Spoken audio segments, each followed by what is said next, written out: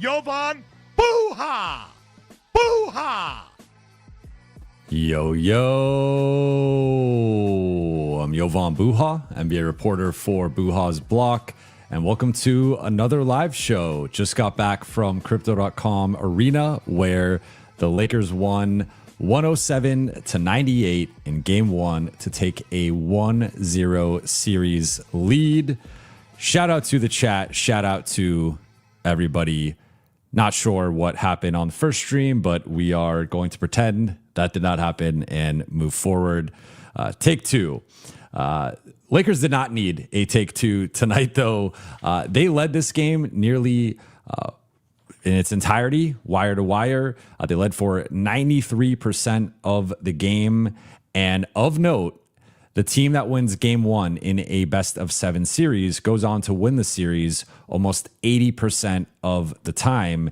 And the Lakers have been on the opposite end of this lately, where in their last 3 series, which they've all lost, they lost Game 1 in all of those series. So Lakers are on the right side of history coming out of this Game 1. The big news of the day was obviously Kevin Durant being ruled out pregame after going through his pregame warm-up. It was a shock. I did not, I saw he had been listed as questionable the last couple of days, but everyone I was talking to assumed he was going to be playing in Game 1. So he misses, and that flips this matchup on its head. As we saw, Houston's offense without Kevin Durant is pedestrian at best and downright awful at times. And I think this injury is potentially the type of thing that could swing this series, as we saw in Game 1, especially if KD misses any more time. There's no guarantee that he'll be back for Game 2. Ime Udoka said the hope is he'll be back for Game 2, but there's no assurance with that. And if he's back but physically compromised, that still is not going to be enough for Houston. I think the whole concept of Houston being a favorite in this series was predicated on them having a player who could match LeBron, and then them having more talent at the top with guys like Alperen Şengün and Amen Thompson. But if KD's out or no longer the same player, they don't have a player who can match LeBron, who was clearly the best player on the floor tonight. And I think that shifts things dramatically in LA's favor. So we have a lot to touch on. It was a great win for LA. A lot to be encouraged by, some things the Lakers have to clean up in terms of the defensive rebounding and the turnovers. But Game 1 went about as well as it could for LA, and they maintained home court advantage. They guaranteed at least a split going back to Houston. And as I was talking about during the week, when I'm talking about what would it take for LA to win this series, I said Game 1 was going to be huge, and that I thought that could have the chance to swing the series and also just reinforce to LA that they can win it. If they go down 1-0 as a underdog or a perceived underdog going to the series, the doubt starts to creep in. You go up 1-0, and LA's had a lot of nobody believes in us energy going into tonight.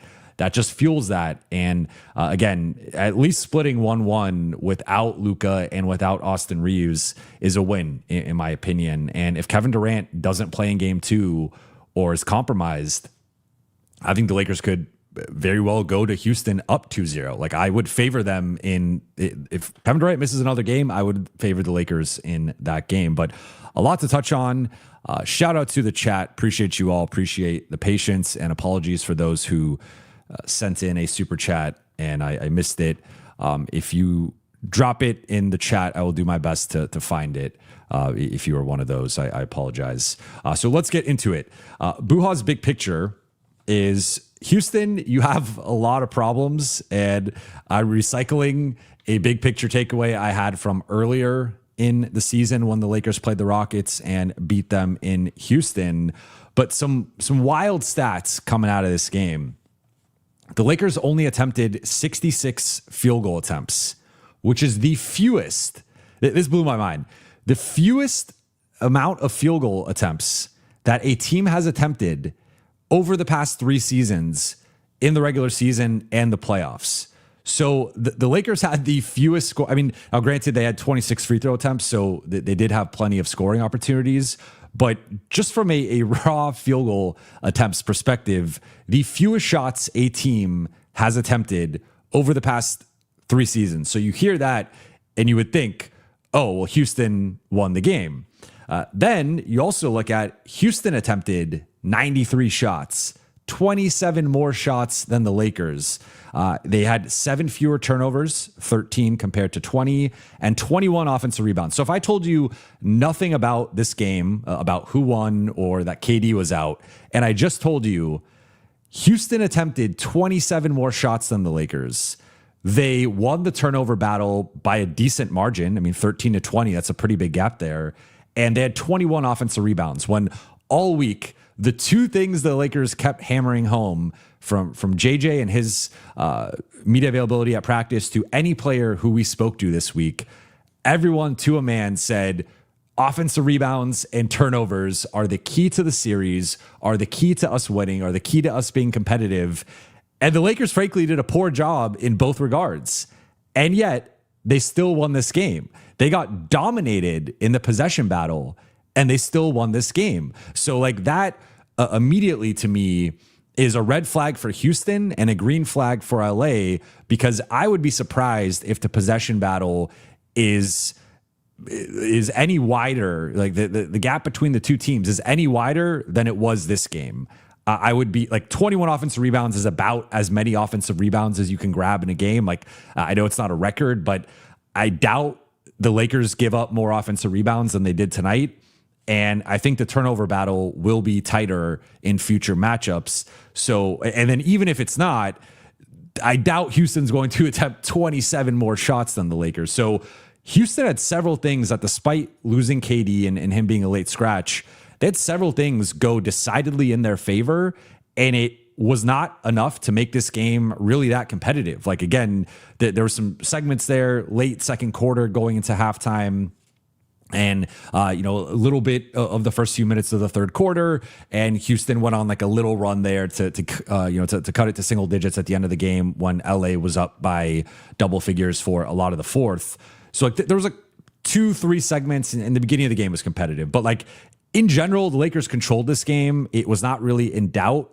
And if I'm Houston, that would be something I am concerned with, that I on paper should be winning the possession battle, and I won it by basically as much as realistically possible, and I still lost this game, and it was never really like that close down the stretch. LA took control of the game in the second half, and it quickly just kept Houston at bay until a couple big threes in the middle of the fourth quarter, one from LeBron, then one from Kennard, stretched it to 16. And from that point on, LA had enough of an advantage where, again, Houston made a late push, but just was too little, too late. Another wild stat from tonight, Houston attempted 20 more shots in the paint than the Lakers, but they only had 2 more paint field goal makes than the Lakers. So a lot of chippies, a lot of missed opportunities for Houston, and that has to be a credit to the Lakers defense, but it's also a reflection of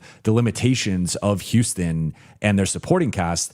And for those who watched my Lakers Rockets preview with Cranjis, my question for the Rockets after rewatching the 3 games in the season series but between LA and Houston, my question for Houston was, can they finish with an advantage consistently enough? Because one of the big things was LA threw the doubles at KD and the traps at KD in the second and third games in Houston. They also doubled Şengün a lot in that third game, and Houston did a terrible job of scoring with an advantage. And that was something we saw again tonight, where no KD, big blow for Houston, but the Lakers, of course, are without Luka and Austin. But with no KD, it was a lot more attention on Şengün, and LA basically collapsing on him anytime he had the ball inside the arc. And LA was able to do that and ultimately live with it because Houston was not able to capitalize on their advantages. And there were certainly some breakdowns. Jabari Smith got some open corner threes. Reed Shepherd shook loose in the pick and roll or coming off pin downs and flares in the half court. And Alperen Şengün had a couple of possessions where he took DeAndre Ayton off the dribble, scored on him, took Jackson Hayes off the dribble, scored on him. But it was not enough. It was not anywhere close to enough for Houston offensively.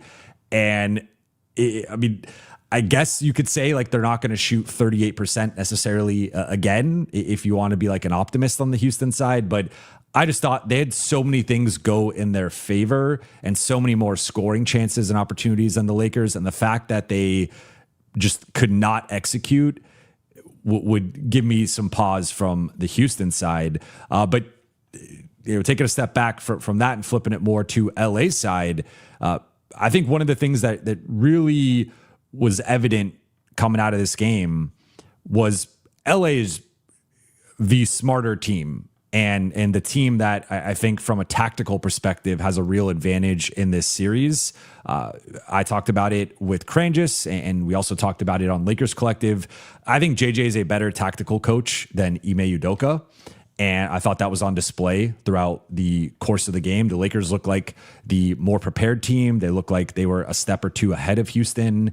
And Houston didn't really, they made some adjustments in the second half. And I thought there were some things they did in terms of, like eventually they started pressuring the ball, pressing a little bit. But at that point, the game was pretty much decided. But I don't know. I think that's another advantage I think the Lakers decidedly have is just the actual like coaching staff advantage and which coach I trust more. And I think JJ deserves a lot of credit after the inverse happening in game one last year. It looked like the Lakers were not prepared, looked like the Lakers were not ready for the moment.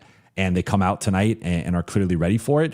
Then we have to talk about LeBron, who had a masterful performance tonight and can play even better, I think, moving forward, especially as a scorer and as an offensive threat with his shot. But LeBron is one of the smartest players to ever play the game.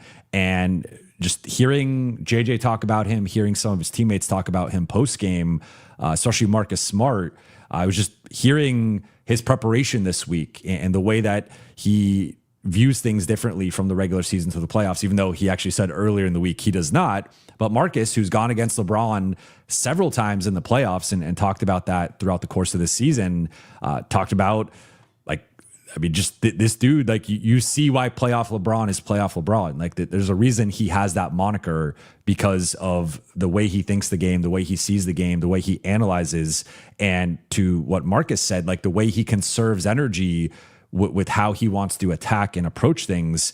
And LeBron set the tone from the jump. 8 first quarter assists, a playoff career high. And at this point for LeBron, making the playoffs as much as he has and being 41, year 23, him setting any type of playoff record for his career is just astonishing. And it was really impressive to see the way that the Lakers stationed him in the post or at the elbows, and just operating with him as the hub and these off-ball actions for Luke Kennard or Rui Hachimura or DeAndre Ayton flashing deep seals, pick and roll with Marcus Smart. There was just a lot to like from LA, their offense. And Cran just logged it at a 77% offensive organization rate for LA in the first half, which would tie their season high for any half this season. So like, that was another thing I was really encouraged by was if we looked at what was the best thing either team did, like, each team plays both sides of the ball. And if you look at like Houston's offense, Houston's defense, Lakers offense, Lakers defense, the best thing in this game, in my opinion, was LA's offense. And if LA can run actions, execute at a high level, cut down on the turnovers, especially in transition, which they struggled with to close the first half, and then do a better job defensive rebounding, all of a sudden, like if the margins didn't go as much in Houston's favor, and it's still, again, Houston's going to win the possession game. They are one of the best teams in the NBA at the possession game, and the Lakers are actually a below average team from a possession game standpoint. So you expect like that is one of Houston's advantages in this series is like they're going to win the possession game. But if the Lakers can cut that down and it's not a 27 field goal attempt difference and it's not a 7 turnover difference and it's not 21 offensive rebounds, you see LA's margin for error increase.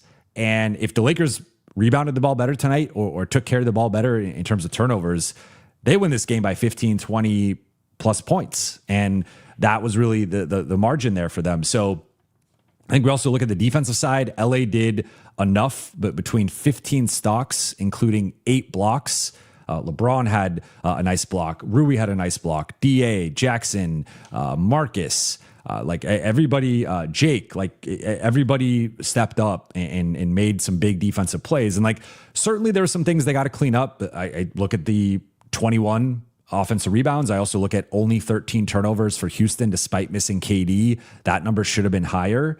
LA could have done a better job with pressuring and trapping and forcing them into some mistakes. But they held Houston to 38% shooting. They held Houston under 100 points. And to me, they were at the requisite level of competence on the defensive end to win a rock fight, to win a game that was in the mud, a grit and grind game, and just a lot to be encouraged by for the Lakers coming out of this game. Again, it was not perfect, but LA looked like the more prepared team. They looked like the smarter team. They looked like the steadier team. And the Rockets lost their composure there in that third quarter. They had back-to-back technicals from Jayshawn Tate and Ime Udoka. Could have had maybe some other technicals at various points of the game. But like one of the things I talked about going into the series, is, especially if the Lakers could win game one, is this Houston team has been teetering from a chemistry standpoint. You go back to the KD situation with the burner, but even some of the big games that they had down the stretch, they're just little things with the body language, and it doesn't always look like that group is as tight-knit or as close as they should be. And you get them on their heels early, and you get them starting to splinter a bit, that also starts to tilt things in LA's favor. So I just think LA, the execution tonight, just doing the little things at a high enough level, but also finding ways to be as effective offensively as they were. No, it was not the biggest offensive performance, right? 107. And looking at their offensive rating for the game, they had a 116 offensive rating, which is middling to like slightly above average. It wasn't like a great offensive performance, but against this caliber of defense and athleticism and size disadvantage at times, I thought the Lakers executed at a high level there. And there's things they could, they only attempted 19 threes. I think that's a number that has to go up into the 30s. And they do that. They take better care of the ball. They rebound the ball better, and they have a real shot to go up 2-0. And then at that point, I think that the conversation changes about how we view the series. Let's get into notable performers here. Going to share my screen. All right. So first and foremost, we have to touch on LeBron James, 19 points, 8 rebounds, 13 assists, 2 steals, and a block. LA was a team best plus 11 in LeBron's 38 minutes, which means they were -2 in his 10 minutes, but 10 minutes he was on the bench. I would call that a win for the Lakers, them being just -2 without LeBron, because there's just, at that point, you're so depleted from an offensive perspective that them even like basically, they and that was a neutral for most of the game up until I think the fourth quarter. So them even like treading water without LeBron to me is a win, but obviously a game high and a team best plus 11 plus minus for LeBron. I touched on it a little bit earlier, but this was a masterclass from LeBron, and it felt like he left a lot on the table offensively.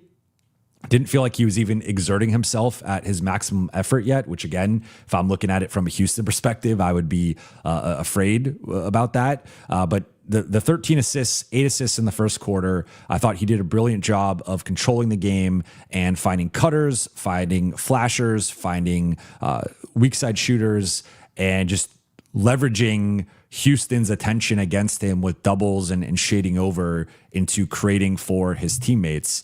And then as JJ noted after the game, had some big defensive plays and defensive rotations, had the 2 steals and the block.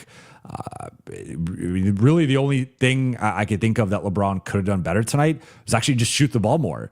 He technically led the team in shots with 15, but I think especially with Luka and Austin out, I would like to see that number be closer to 20 at a minimum.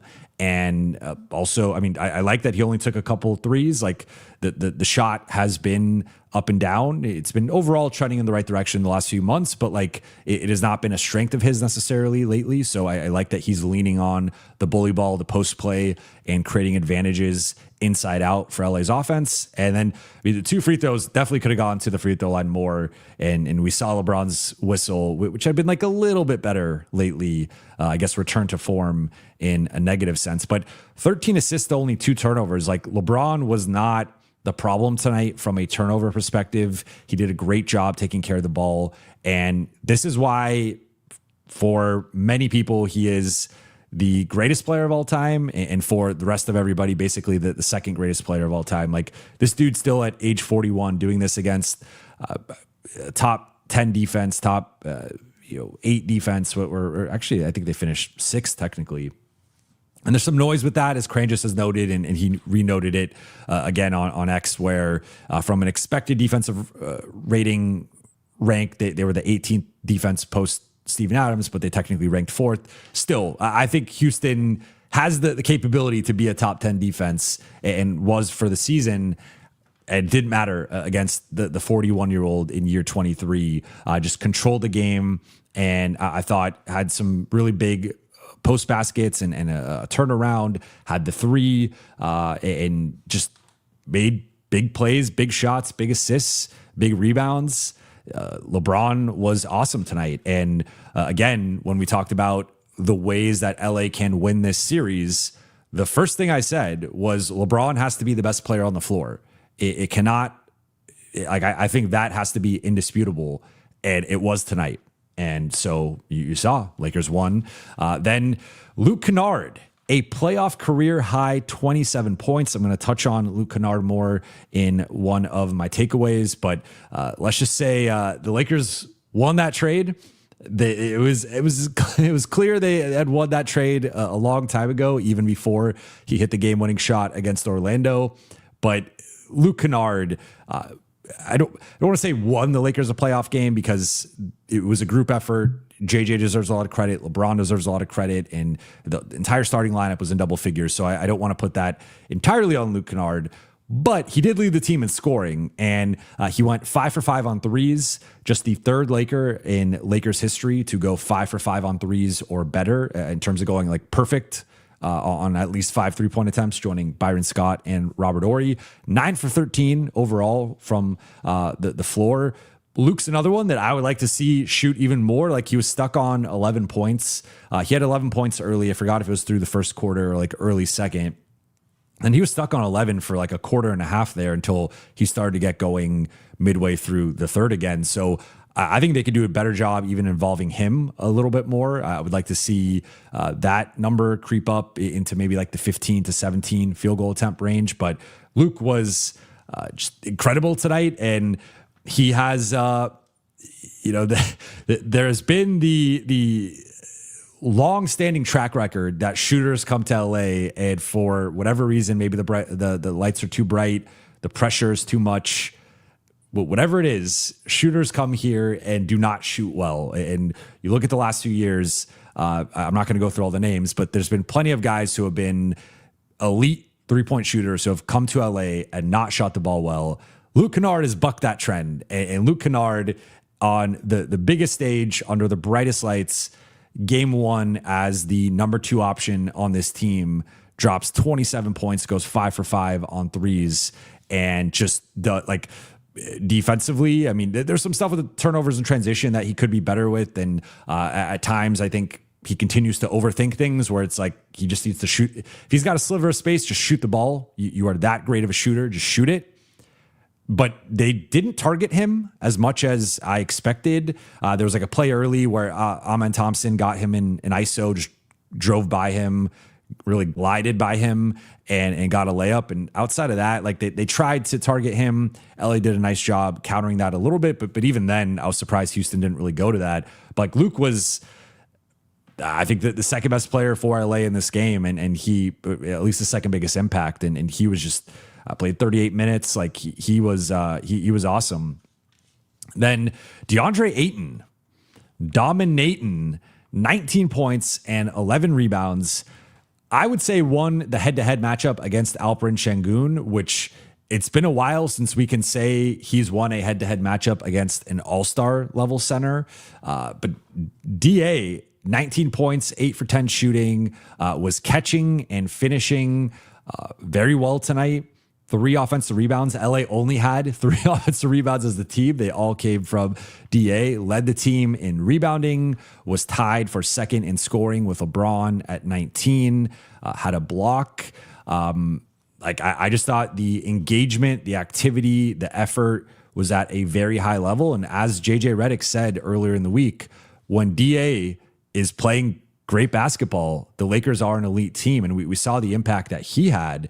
And I thought that the defense, again, I mentioned it earlier, there was a couple times Şengün scored on him one-on-one.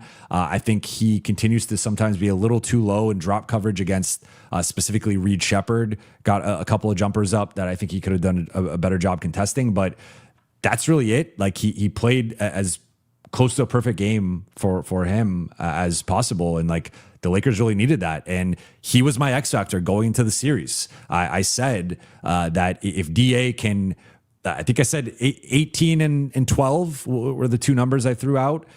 He had 19 and 11, pretty much there. The Lakers won. This is the version of DA that if they can get this consistently, or at least for 4 or 5 of the potential 7 games, that is the path to LA winning this series. Then Marcus Smart, I'd say it was a mixed bag for Marcus tonight. So the things I liked were Marcus was actually more the primary ball handler. And I liked the decision from JJ and the coaching staff where Marcus was more the guy bringing the ball up, initiating the offense, running pick and rolls. And they decided, especially with Amen Thompson as the primary cover on Luke Kennard, they were going to run Luke off of off-ball actions. And they leaned more into Luke's shooting and off-ball movement than they did his on-ball creation, which we had seen over the last few games going into the playoffs. That's partly why Luke Kennard only had 3 assists and Marcus had 8, was because Marcus was more the caretaker. Marcus was more the point guard tonight and bringing the ball up, getting the Lakers into actions. So I liked the passing tonight from Marcus, 8 assists.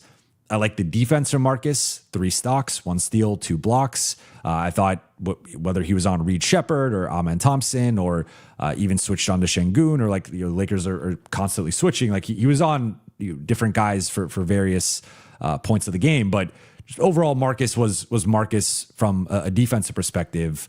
And also, I thought he did a nice job getting downhill and putting pressure on their defense, attacking them, getting them on their heels. He led the team in free throw attempts with 8. So that was the ups with Marcus. The downs with Marcus were the 5 turnovers, which led the team.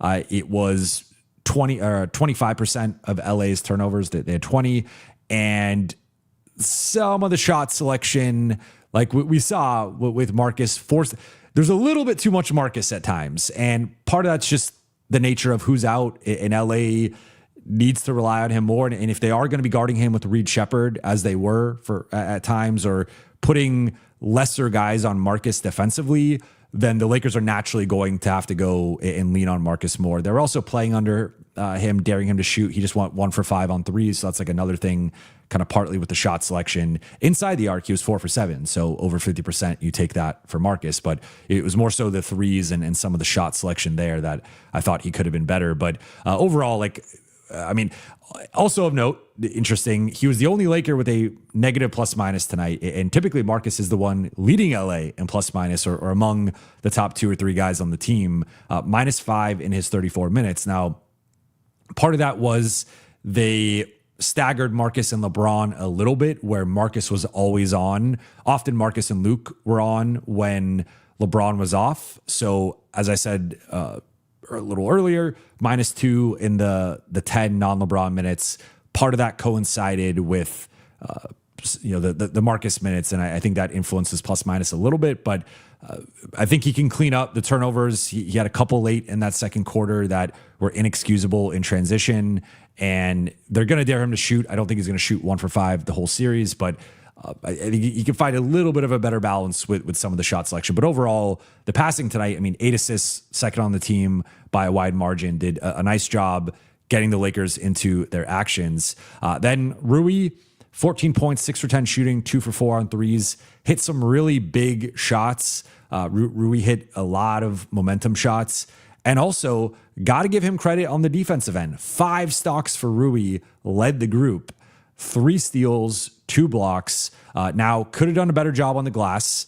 Only 2 rebounds, which was tied for the fewest in the starting group.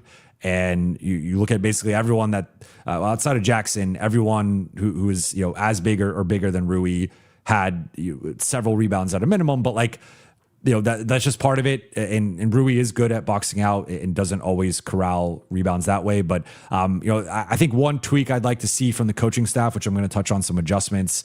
I don't really like him as much as a point of attack guy on Amen Thompson. He had 3 fouls. A couple of those were just him getting beat off the dribble and fouling guys as they're getting past him.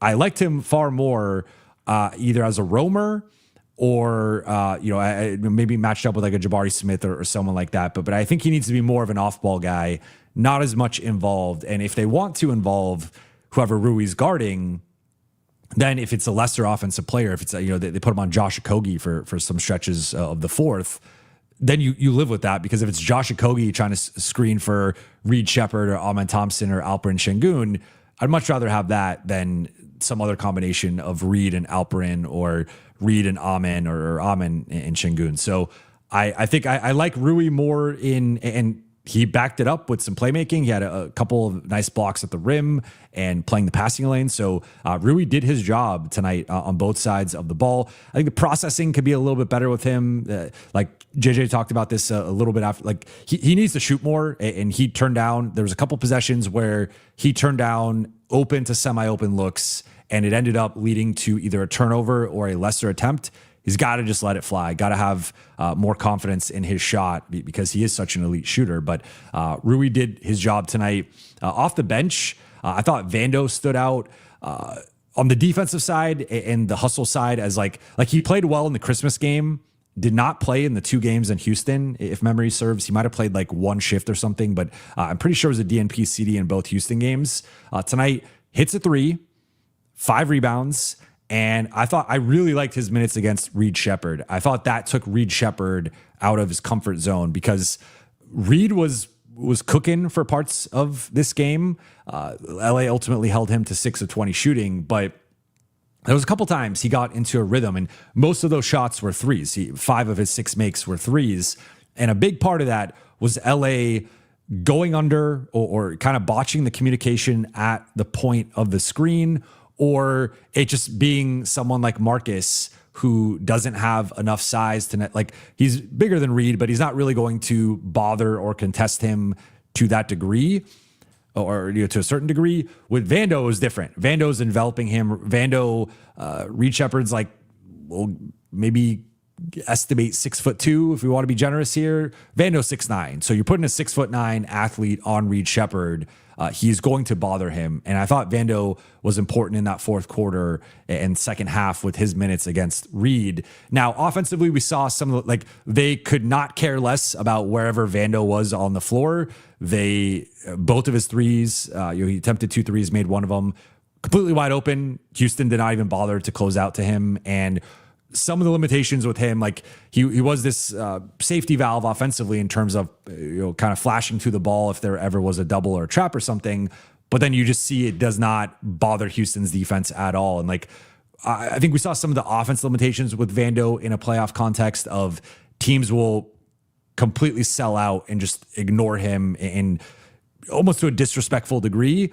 But I thought he made up for that with the 5 rebounds in 18 minutes, the point of attack defense against Reed Shepherd, and overall just being Vando and mucking it up. Had 5 fouls in his 18 minutes. Like, he's getting in there. He's causing chaos on both sides of the ball, both for the Lakers and against the Lakers. Jake LaRavia, I think. Look, I expected a big disparity in the minutes between Rui and Jake. I thought whoever got the 5th starter spot would there'd be at least like a 10 to 15 minute gap there between the starter and the bench player. I did not foresee a 24-minute gap. Rui played 42 minutes, led the team. Jake only played 18, but it's difficult to quibble with it on a night like tonight. Like, technically, Jake had the better plus minus, but Rui obviously I mean, he made 6 shots. Jake only made 1. Jake did get to the free throw line a little bit with some bully ball and some drives and had 3 assists. But I thought Jake was solid and came in and did his job. But it's still like very low usage offensive role and offensive output. And it seems like the Lakers are going, like they really leaned into that starting group, and the starting group did defend at, again, a baseline level. And then the bench came in and added some defense and some energy. So while I did not agree with the decision going into the series based on a lot of the lineup data and projected lineup data, remember on the preview with Cranges, his model, the top 2 potential Lakers lineups were the starters with Jackson and Jake in there instead of DA and Rui. And then the second one was just Jake in there instead of Rui. So I thought that would provide better two-way balance, but at least for game 1, was not as much of a concern. I think the Lakers starting group needs to defend better in general and needs to rebound better, but they won their minutes and it's difficult to quibble with the results. Jackson Hayes, I talked about during the season series. JJ did not really trust Jackson in this matchup because of how aggressive and physical Houston is with the offensive rebounding and just the rebounding in general. And so Jackson was always kind of hovering around that 15 or so minute mark in the season series. Tonight only plays 13 minutes. DA plays 35. Lakers don't go to any small ball. They always had a center on the floor. They tried to match up his minutes with Clint Capella, but we saw a couple shifts, against Şengün and didn't go great. So Jackson had the second lowest plus minus of the rotation at +2 in his 13 minutes. And I think he's probably going to be hovering around that 14 to 16, maybe 14 to 17 minute range, unless DA gets in foul trouble or he stops playing hard.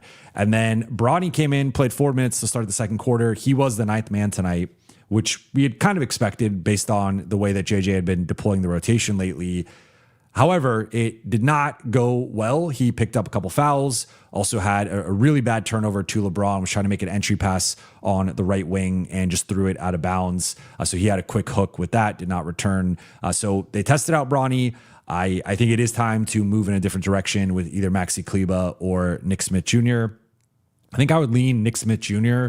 as a potential small screener who can pop for threes or slip and get downhill, especially if he's doing some actions with LeBron. I think that would be interesting, but maybe if he's not having a night where he's making shots, he can be a defensive target for the opposition. So maybe you just go with Maxi Kleba and you go a little bit bigger, lean into some double big looks and really just muck it up defensively with some of those bench units. And then in terms of stat of the night, I mean, there are several things we could go with, but I'm going to go with the 2 milestones tonight. So playoff career high for Luke Kennard, 27 points.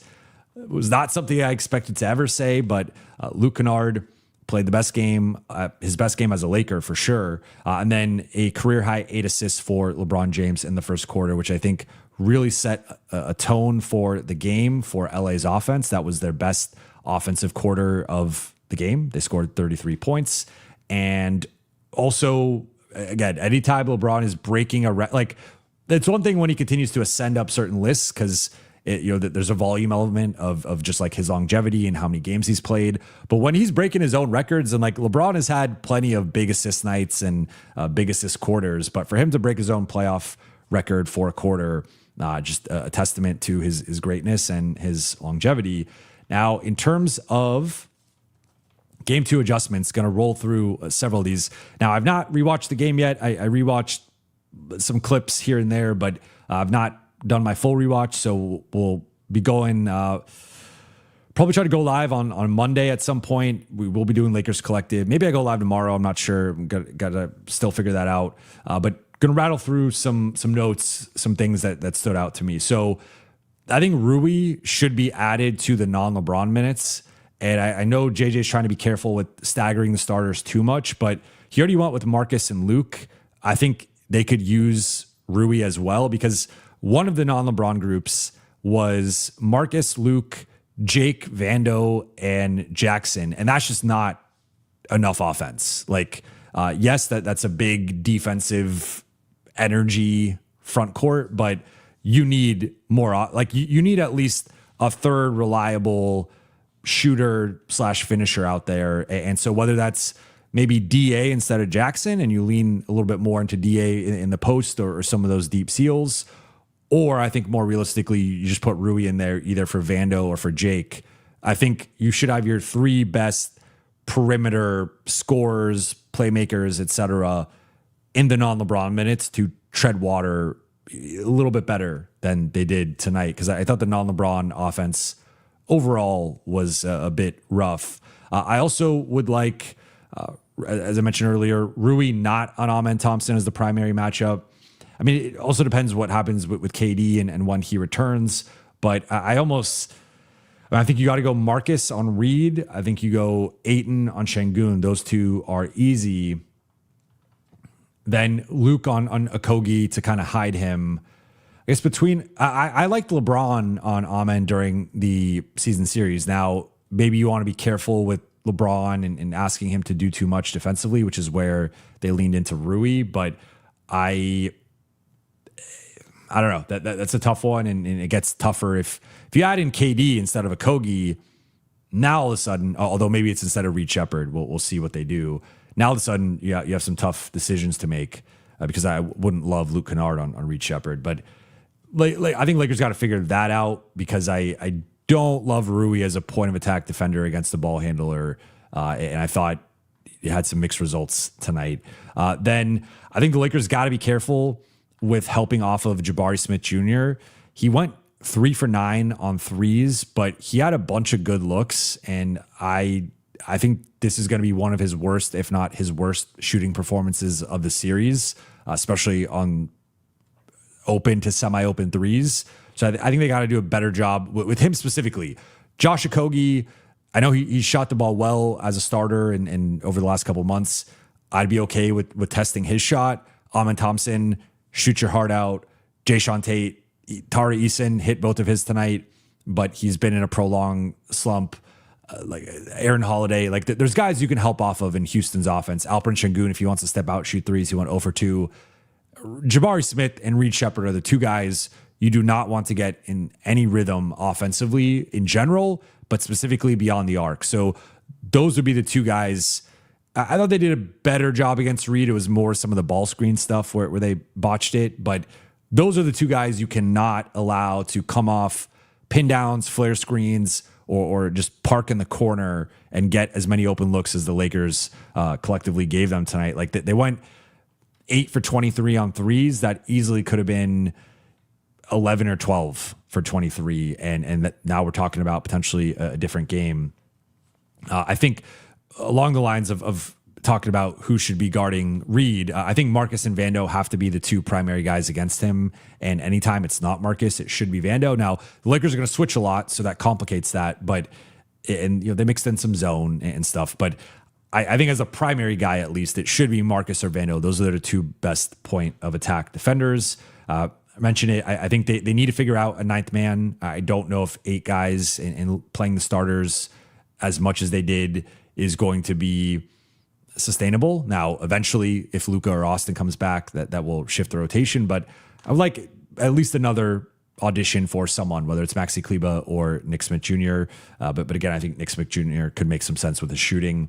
And then I think they should let DeAndre specifically, not Jackson, but DeAndre, guard Şengün more one-on-one. I think he can hold his own and leverage his length against him. Like Şengün in the season series was able to get to, like, he loves that spin move where he'll dribble left, spin back, and then go into a hook. I thought DA progressively kind of figured that out in the season series. So I'd like to see the Lakers just let DA guard him one-on-one, leverage his post defense, leverage his length. And if he starts to cook him, then you adjust. But I felt some of the breakdowns within LA's defense came from over-helping against Şengün, and it worked. They held him to 6 for 19 shooting. He had 3 turnovers. And so they had some success with that. But I think it also led to the offensive rebounds, the kickouts for open threes, and they could do a better job of balancing that and like test him to beat DA one-on-one. If he beats DA one-on-one repeatedly, you adjust. But I felt they were almost a little too proactive within that. and it allowed for some of the cracks in their defense. I think they got to be more intentional and patient in transition. Far too many botched fast break in transition and early offense opportunities for LA. That's where they lost control of the game for a brief segment there to close the first half.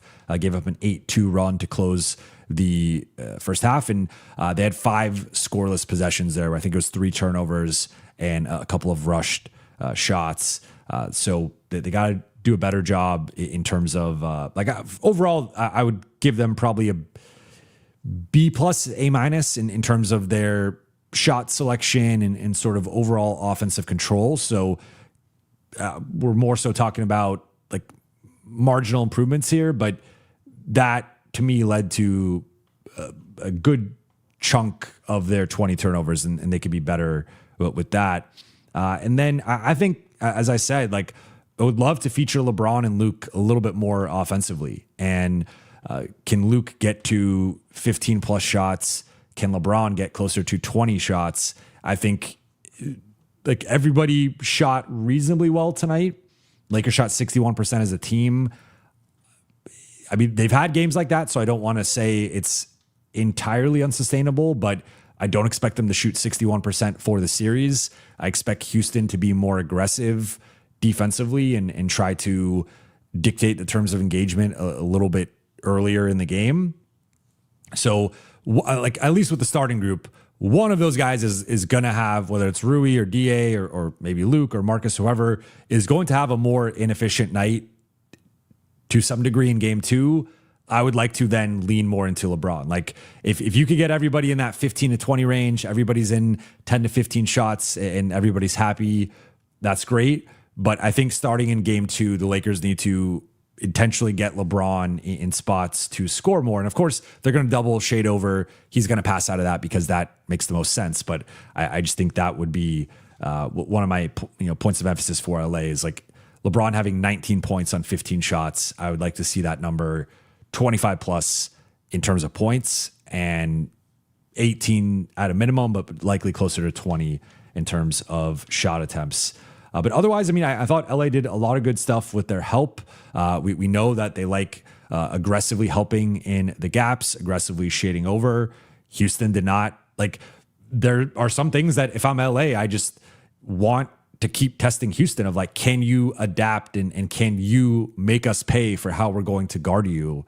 And they were not able to do it in game 1. They were not able to do it in a couple of the games in Houston in the season series. And if Houston can't capitalize on those opportunities, they're going to lose this series. Then takeaway number 2 is the trade that changed LA's season. So I touched on it a little bit ago, but the Luke Kennard trade just continues to age like fine wine. And it was not the biggest move of the deadline. And I know a lot of fans were disappointed in the move. And I have been critical of at times of LA, more so just in general with this season of I felt like they had an opportunity to go for it more, whether it was in the summer or at the deadline with one of the picks and making a more aggressive win now move to really shake up the group. But this Luke Kennard trade has been that. It has really changed the Lakers season. If you look at the point of the season when Luke Kennard joined the group, the Lakers offense took off to a different level. There's a clear correlation there, and I believe causation as well. For the season, entering tonight, Lakers have had a 118.1 offensive rating with Luke Kennard on the floor, top 5 offense. Second best offensive rating in the rotation behind only Luka. So, and 5.3 points per 100 possessions higher than when he's off the floor. So Luka's been a huge difference maker and spark plug for LA's offense, and just adding that level of shooter and off-ball mover to what LA's been doing, even just the threat of him compromises a defense. So I don't want to spend too much time on it because I think it's self-evident, right? We knew that Gabe Vincent to Luke Kennard was an upgrade, but as time has passed or as more time has passed, we've seen how big of an upgrade it's been, and he has just done wonders for LA's offense. And he already won the Lakers a game in Orlando, hitting the game-winning shot. He already made a positive impact on LA's offense with his bench minutes and what he was doing pre-Luka Austin injuries. Then he stepped up post-Luka Austin injuries and has the triple-double in Dallas, has the career high in rebounds, and actually the second most rebounds any guard had in a game this season, which is pretty wild, but does a nice job playmaking down the stretch of the season, taking on a more on-ball role, then adjusts going into game one, plays more off-ball, the ball's funneling more through LeBron and Marcus, and just crushes it, and has one of the best perimeter defenders in the league hounding him, and like, they clearly wanted to take Luke out to some degree. Amen Thompson just couldn't do it. He just couldn't do it. And he talked about that after the game as well, saying he's got to be better in that one-on-one matchup against Luke Kennard. But Luke shook free several times from Amen Thompson, including in the third and fourth quarter. And like, that's again what might be the best athlete, just straight up pound for pound in the league, one of the best perimeter defenders. And I mean, Houston's best option against Luke Kennard, I don't really know where they go if it's not. Like it's Josh Okogie that they like more on LeBron. Jabari Smith, I don't think is quick enough.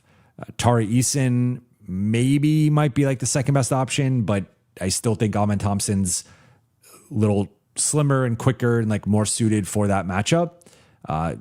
Maybe we see a little bit more Aaron Holiday, but he's also doesn't have the size necessarily to bother Luke. So yeah, I mean, it's just it did not look like that an answer for Luke Kennard. I don't think he's going to shoot 9 for 13 every game or 5 for 5 on threes, but he's going to shoot nearly 50% on threes. We have enough of a sample size with that, and that alone is a win for the Lakers. But I think a huge shout out and much deserved flowers to the Lakers, to Rob Pelinka, to the front office.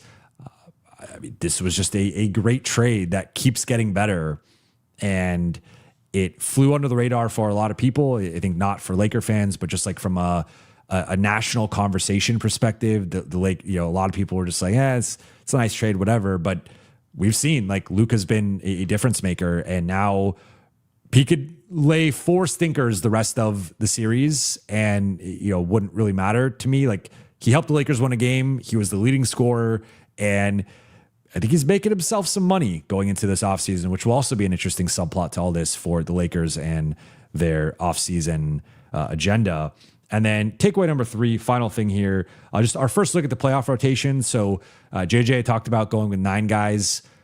As I like to say, I would count this as 8.5. You play a guy one shift as your 9th guy. I don't really count that as like a full rotation guy. So I'd thrown it out there. I thought like 8.5, that they probably would not really trust the 9th guy. That was evident tonight.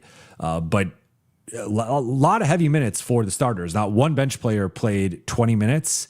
Everybody was between 13 to 18, aside from Bronny. And I think, depending on foul trouble and just shooting variance, we might see some of these numbers come down. I'd be surprised if Rui stays at 42 for the entirety of the series, but JJ's shown a trust in Rui where I think it like his floor is probably 37, 38. I think he's going to be up there. And that's another thing with Rui, his durability and just his ability to play heavy minutes. But yeah, I mean, I in terms of the rotation, like I don't really have anything to quibble with. I'd like to maybe see a little bit more Vando and Jake, but that's also dependent on their offensive performance. And with Vando, he made a couple rough offensive possessions, then made the 3. Then I was like, okay, well, we'll see where this goes. And then was pretty quiet the rest of the way offensively. Jake got to the free throw line, missed his only 3. But yeah, I mean, the Lakers are clearly prioritizing offense more than anything right now and leaning more into offense with that starting group.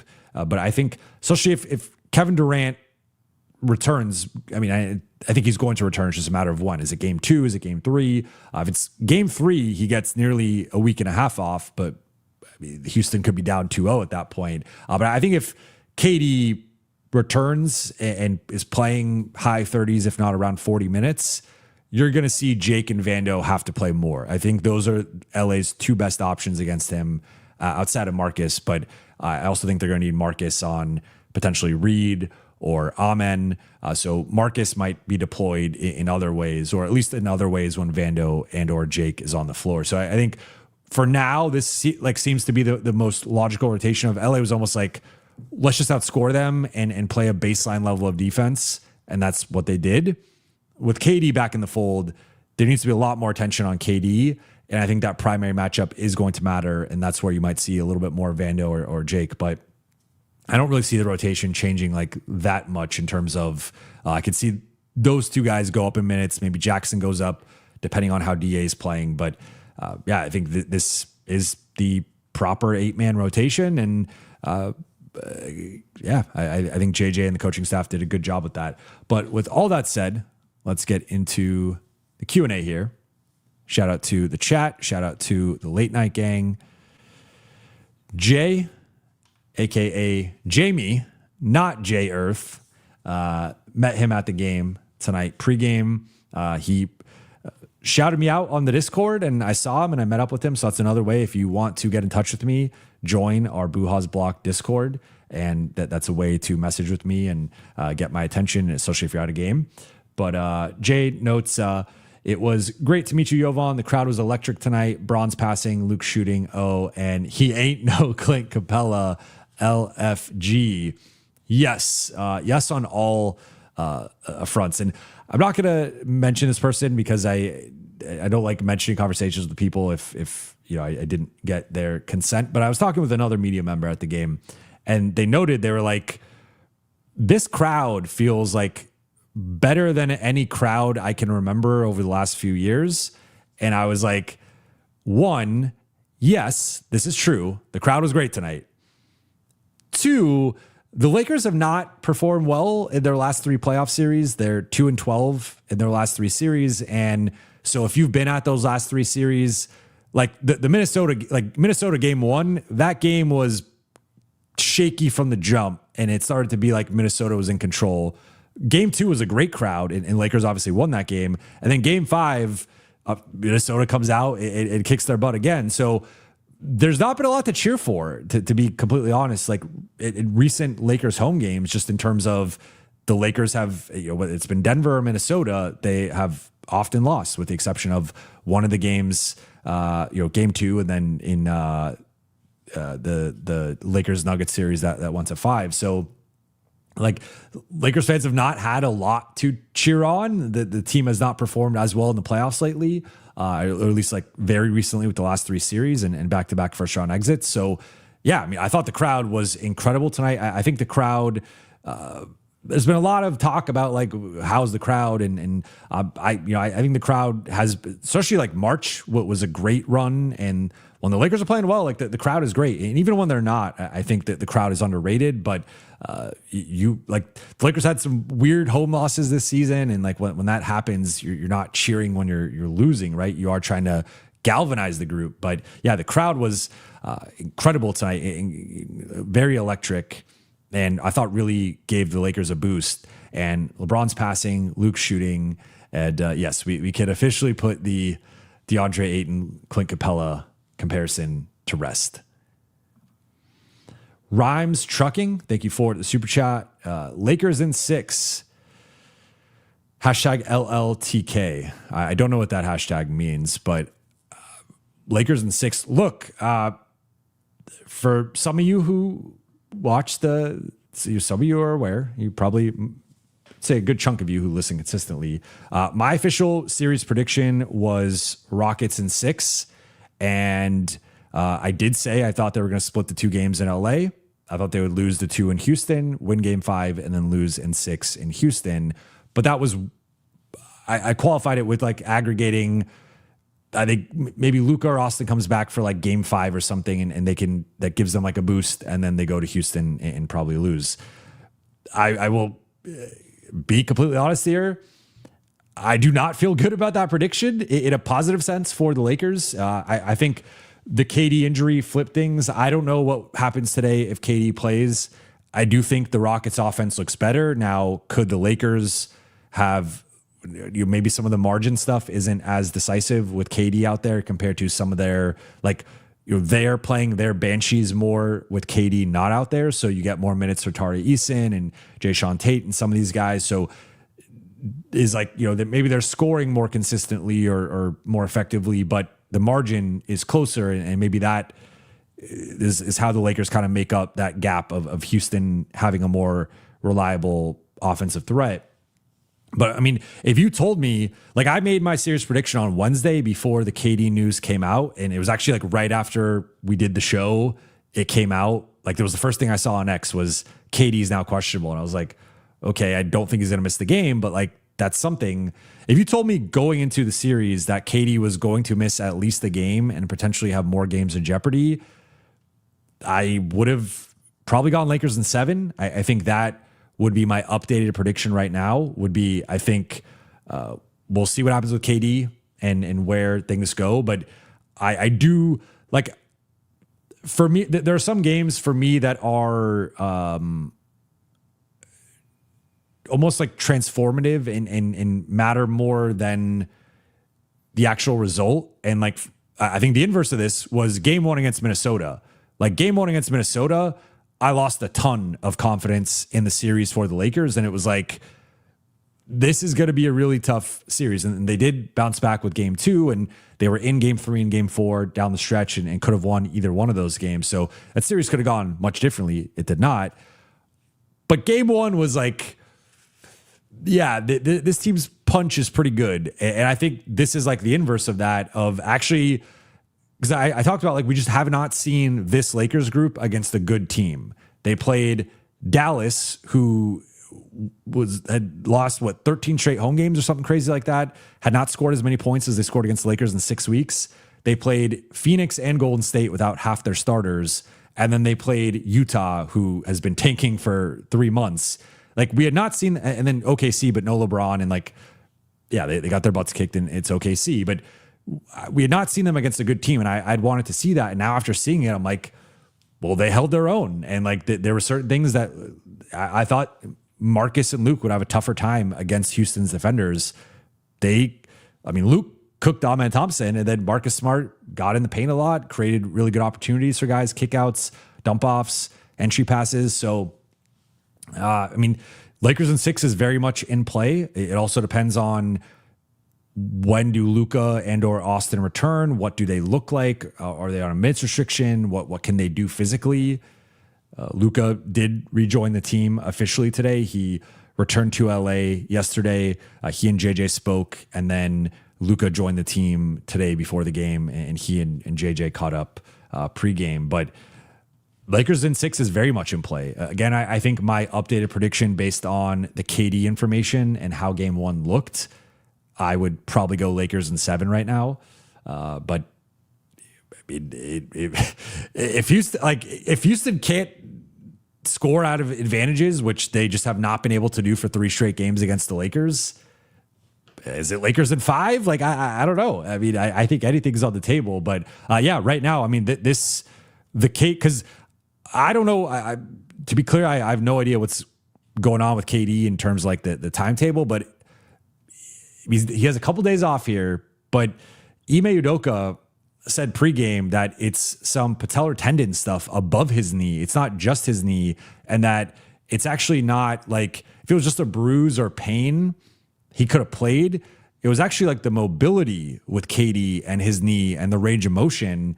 And again, if you told me that before the series, that changes. Like I said at the top, part of Houston being the favorite was like, okay, maybe KD and LeBron kind of wash each other out or are relatively close, but then they have Şengün, Thompson, and those guys are lower in the pecking order. Now everybody's up in the pecking order. We saw what it looks like when Şengün and Amen Thompson are running the show.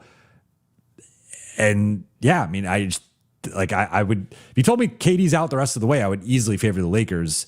If you told me he misses the next game or two, I would favor the Lakers in both of those games. So yeah, I just don't think Houston has enough offensively without him. Now, as I mentioned earlier, there's things Houston could do better. And I think particularly defensively, I thought their defense was not very good tonight, but Lakers in 6 is very much possible. I think that's very much in play. Jay, thank you for the super chat. Brown regressing into prime Magic at age 41 is wild. Still the best floor general in the league, in my opinion. I mean, you can make that case.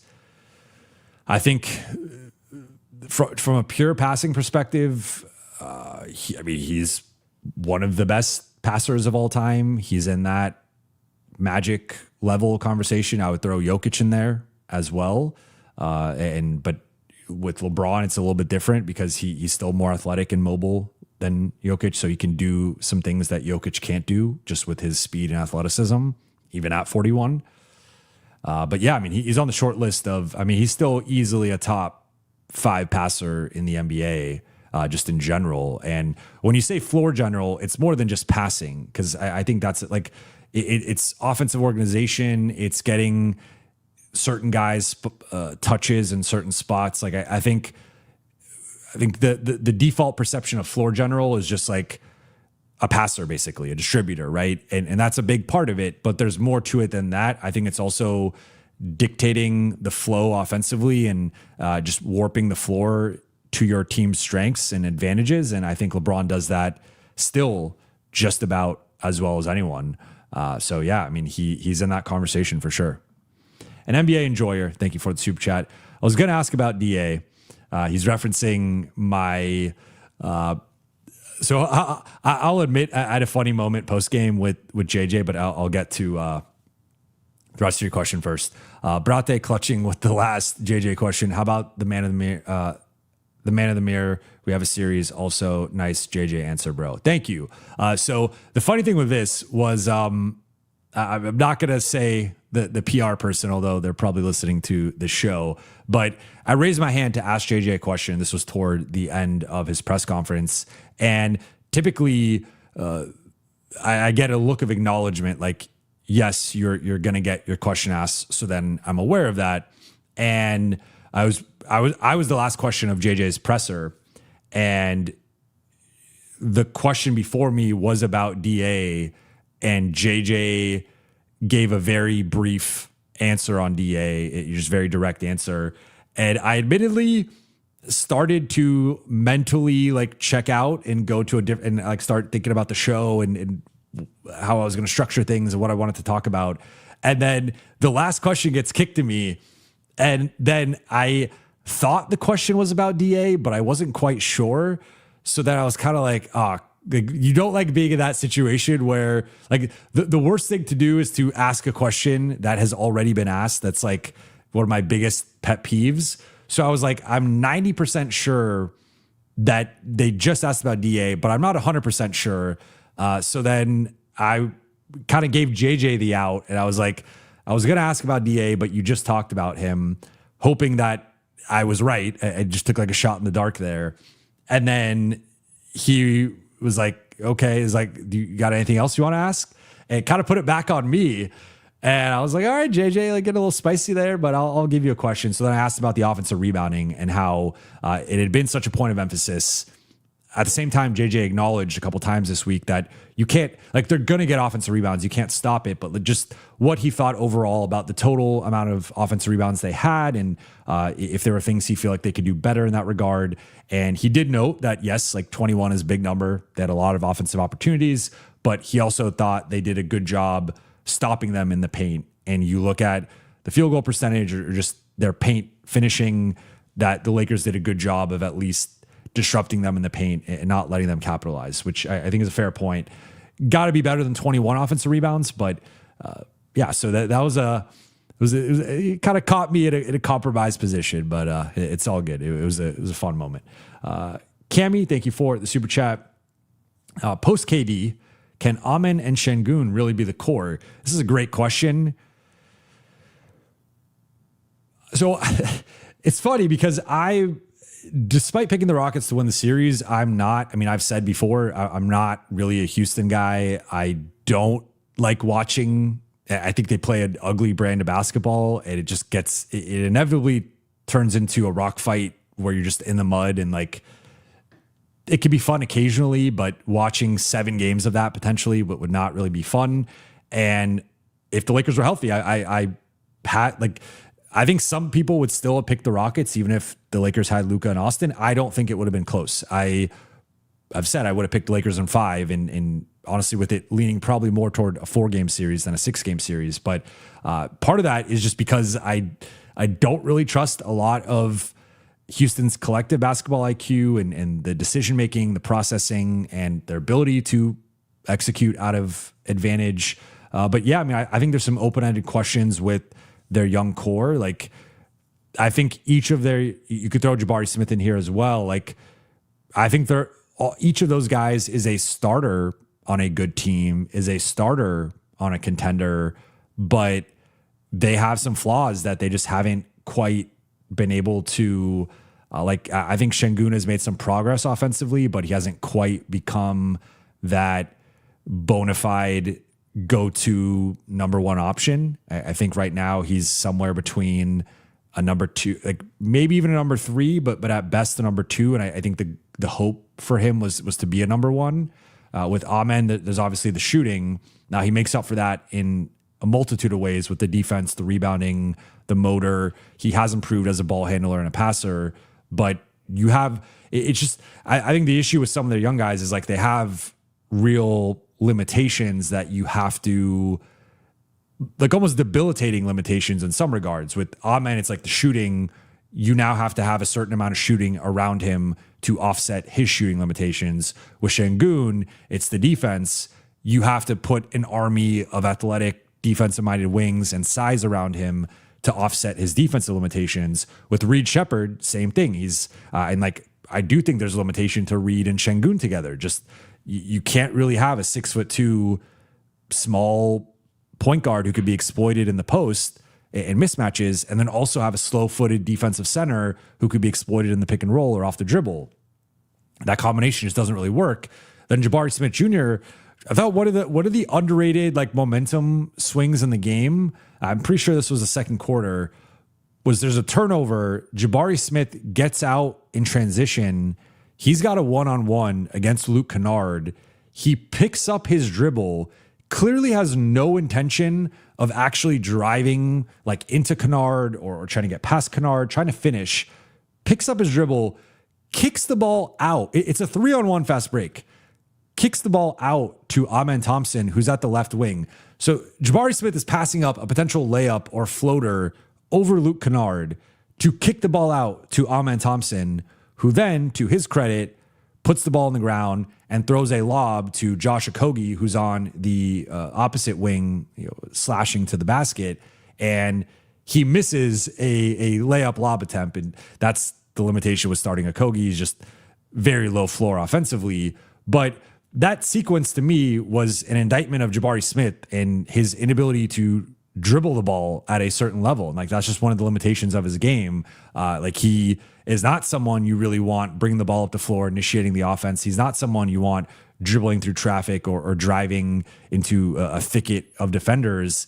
He's a relatively limited ball handler, and him passing up that opportunity against Luke Kennard, like a lot of other wings in that situation get an and one, or maybe they do some sort of Euro step or something to get past Kennard, draw the foul, or even maybe pick up. I would have rather him picked up an like if I'm Houston, I would have rather him picked up an offensive foul in that instance and like just bulldoze Kennard, but have a certain level of aggression and confidence and like get to the rim instead of this. We're on a 3-on-1. I'm now going to mess up our advantage, and like Okogie should not have missed the layup, and it could have been saved with that layup attempt basically. But the process was like Jabari Smith should have gone up with that. So I say all this to say that I have real questions about their core. And I do wonder if they lose this series or if they somehow survive and advance in this series, they're going to get waxed against OKC.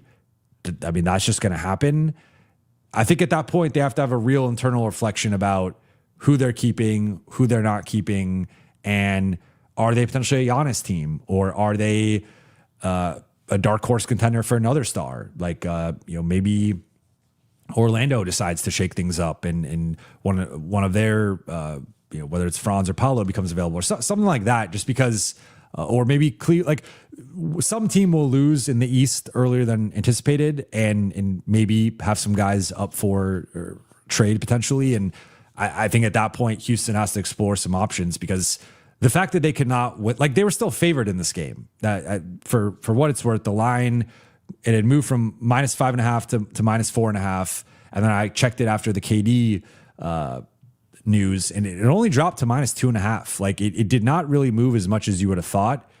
Lakers were still the underdogs, and they won the game in pretty convincing fashion. So I thought that was a pretty notable indictment on Houston's young core. Peter, thank you for the super chat. LA's off-ball action with LeBron handling the ball was great. Defense bothered Houston. Also locked up Amen. Great game plan by JJ. I think KD back for game 2. Yes, the off-ball actions tonight were outstanding, and that was a real point of success for LA's offense. The defense did bother Houston, and I mean, Houston they have some of the worst turnovers you'll ever see. Like Jabari Smith had one where he kind of drove into a couple guys and then just picked up the ball and threw it out of bounds. And that's just part of Houston's makeup is they have these egregious turnovers where you pressure them and disrupt them and they will cough the ball up. So LA was prepared for that. To your point, locked up. I mean, look at their 4 leading shot takers. Reed Shepard, 6 for 20. Amen Thompson, 7 for 18. Alperen Şengün, 6 for 19. Jabari Smith, 5 for 14. All 4 of those guys well under 40. I mean, under 40%, also under 50%. And like none of those guys had an efficient night. You look at the turnovers. Reed Shepard had 4. Thompson had 2. Şengün had 3. Smith had the 1, which was the pass out of bounds. He at least made up for it to some degree with his rebounding. But yeah, I mean, LA's game plan tonight was great. I thought it was a relatively predictable game plan, which also I think would be an indictment on Houston's coaching staff. Of the Lakers defended Houston very similarly to how they defended them in the regular season and how they've been defending lately. Like they are going to sell out to some degree to protect the paint and to load up against stars. And Houston just did not counter it well enough. But KD coming back will change it. He will change it. An NBA enjoyer, thank you for the super chat. Chris Broussard on First Things First said, Udoka clears JJ. Is this a common take among media people or people with votes? Feels like it's an easy eye testing, sloppy process team. I don't think so. I think Udoka built up a certain reputation in Boston. Like if you look at his pedigree, he comes from San Antonio, which I think in general, once you have the San Antonio stamp, there's an element of just league-wide approval. Then he also had success in Boston before he was, we'll say, unceremoniously let go. We'll keep it at that. But then he goes to Houston. They have the turnaround that they had. And he to me is like, he checks the box of, I think he can be the type of coach to take a team from, because we kind of saw it in Boston as well. Although Boston was already proven, but like he can come in and I think make an impact and elevate the team from whatever level they're at to like a level or two above, especially if it's like a kind of a young up and coming team, as we saw with Houston. But I think we're now seeing some of the limitations. Like I thought Houston should have beat Golden State last year in that 7-game series, and they didn't. And this year they entered as favorites, frankly, heavy favorites, at least from a outside perception, like betting angle. They were heavy favorites over the Lakers, and now they're down 1-0. And so I am in somewhat of an LA bubble to a degree in terms of I'm primarily dealing with LA media members. And I do talk to, I pretty much know like, most media members at this point. So whoever's coming through, like some of the Houston people tonight, I'll talk to them or wherever, someone's coming from. But I don't think this is a common take. I think Ime has gotten some flack lately, especially for the offensive end and Houston's limitations. So I don't think this is a consensus opinion. I think it also doesn't help that some people just don't like JJ's personality and he rubs some people the wrong way. So he might not get the benefit of the doubt from some people. But yeah, I mean, I said it going into the series. I think it's clear after game 1. Like I think JJ is a better coach and the Lakers are in better hands. With just their process and the preparation. The Trib won. Great question. Without KD, how do they even score in the half court? I mean, that was like Houston did not have a reliable form of offense tonight. I think that would really concern me if I'm them. And really the only 2 things that were like semi-reliable. I mean, like the putbacks, right? But even then, they did not capitalize on their putback opportunities. But there's some Şengün ISO in the post stuff, like when maybe the help was late or they weren't shading over like super aggressively, he was able to score a bit. And then Reed Shepherd hit 5 threes. Like he did shake loose a bit at times, but nothing like there was nothing play to play that Houston could rely on. And more recently, Houston had shifted their offense toward playing through Şengün at the elbow, above the arc, a bunch of dribble handoffs and two-man game with KD, and KD coming off of pin downs and dribble handoffs and a lot of two-man action between those two. So without KD, it just like their shot creation and overall shooting and just skill and talent decreases by such a large margin that it's just like he's such an integral part of their offense. And it's not just his scoring, it's also, as we saw in some of the possessions against the Lakers in the regular season, it's also the attention he draws. And then, I mean, there were some plays that were bang bang of Lakers double KD. He hits the outlet guy, the release valve guy. That guy then penetrates, and it's a driving kick. It's a lob pass. It's a dump off pass to a cutter, and Houston's getting dunks and layups and open threes. So there is an element of kind of like similar to Luke Kennard in some regards, where, I mean, obviously he's more talented and the better scorer, and he's 7 feet, but just like that off ball attention and gravity can compromise and bend a defense until it breaks. And I think that's something that the Lakers will have to negotiate in the half court once he returns, assuming he returns. But yeah, I mean, I don't know. Like, this is a big problem for Houston, and they're probably going to have to go to playing KD 40, 42 minutes. And I don't even know if he can handle that physically with the knee stuff, but they can't have more than like 6 to 8 minutes without him on the floor, because I just don't think they could score enough. Tan Man, thank you for the super chat, was 2 rows behind Lakers bench. Great win. I wasn't too far from you then. I was in 117. They got rid of the primary. I've been relegated to the road bench side in 108. So typically I'm in, or was in 114 when I was a beat writer. Then I was there at the beginning of the season. They moved me to 108. And then now I'm in 117, which is on, behind the Lakers bench. So they got rid of that entire section of 108, made it all fan seating. But I would have been nice to say what's up. But those are great seats back there. You're actually near Rob. Rob sits back there right behind the Lakers bench. And but that's awesome. I'm glad you were there to experience that. Peter, thank you for the super chat. Should enjoy these games. Winner gets the right to get BTA by OKC, even with Luka and Austin. Can't believe OKC gets 2 buy rounds and a lottery pick. SMH.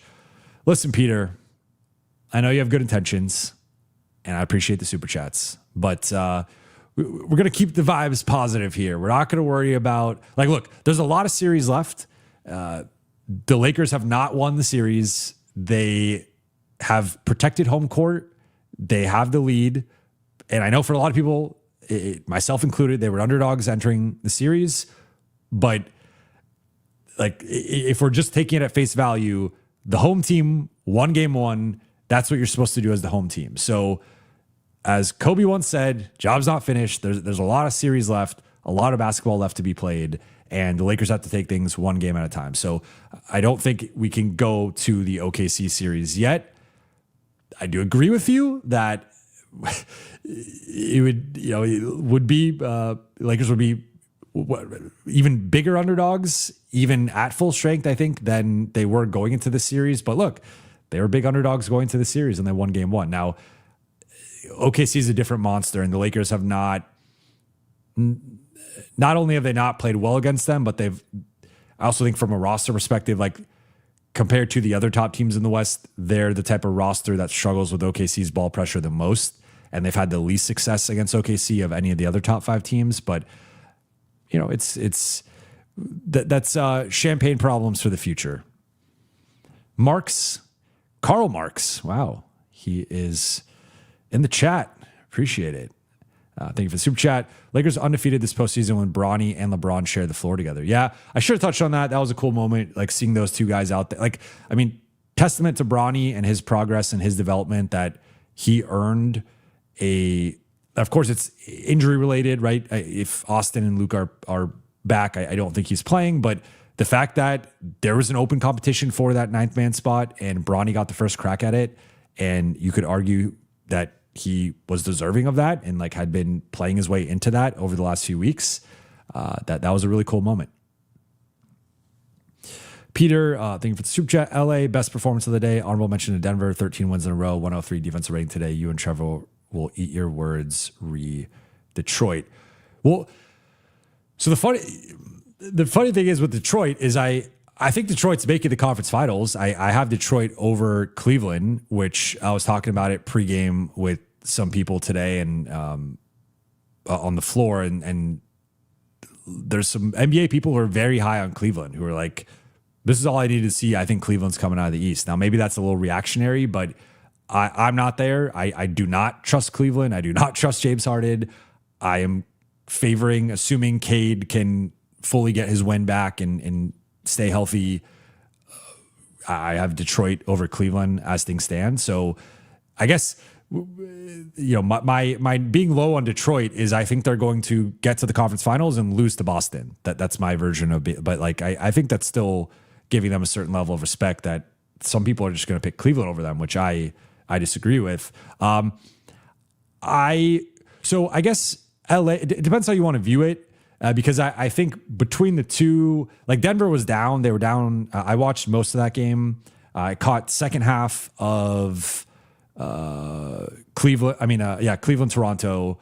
I caught most of Denver, Minnesota.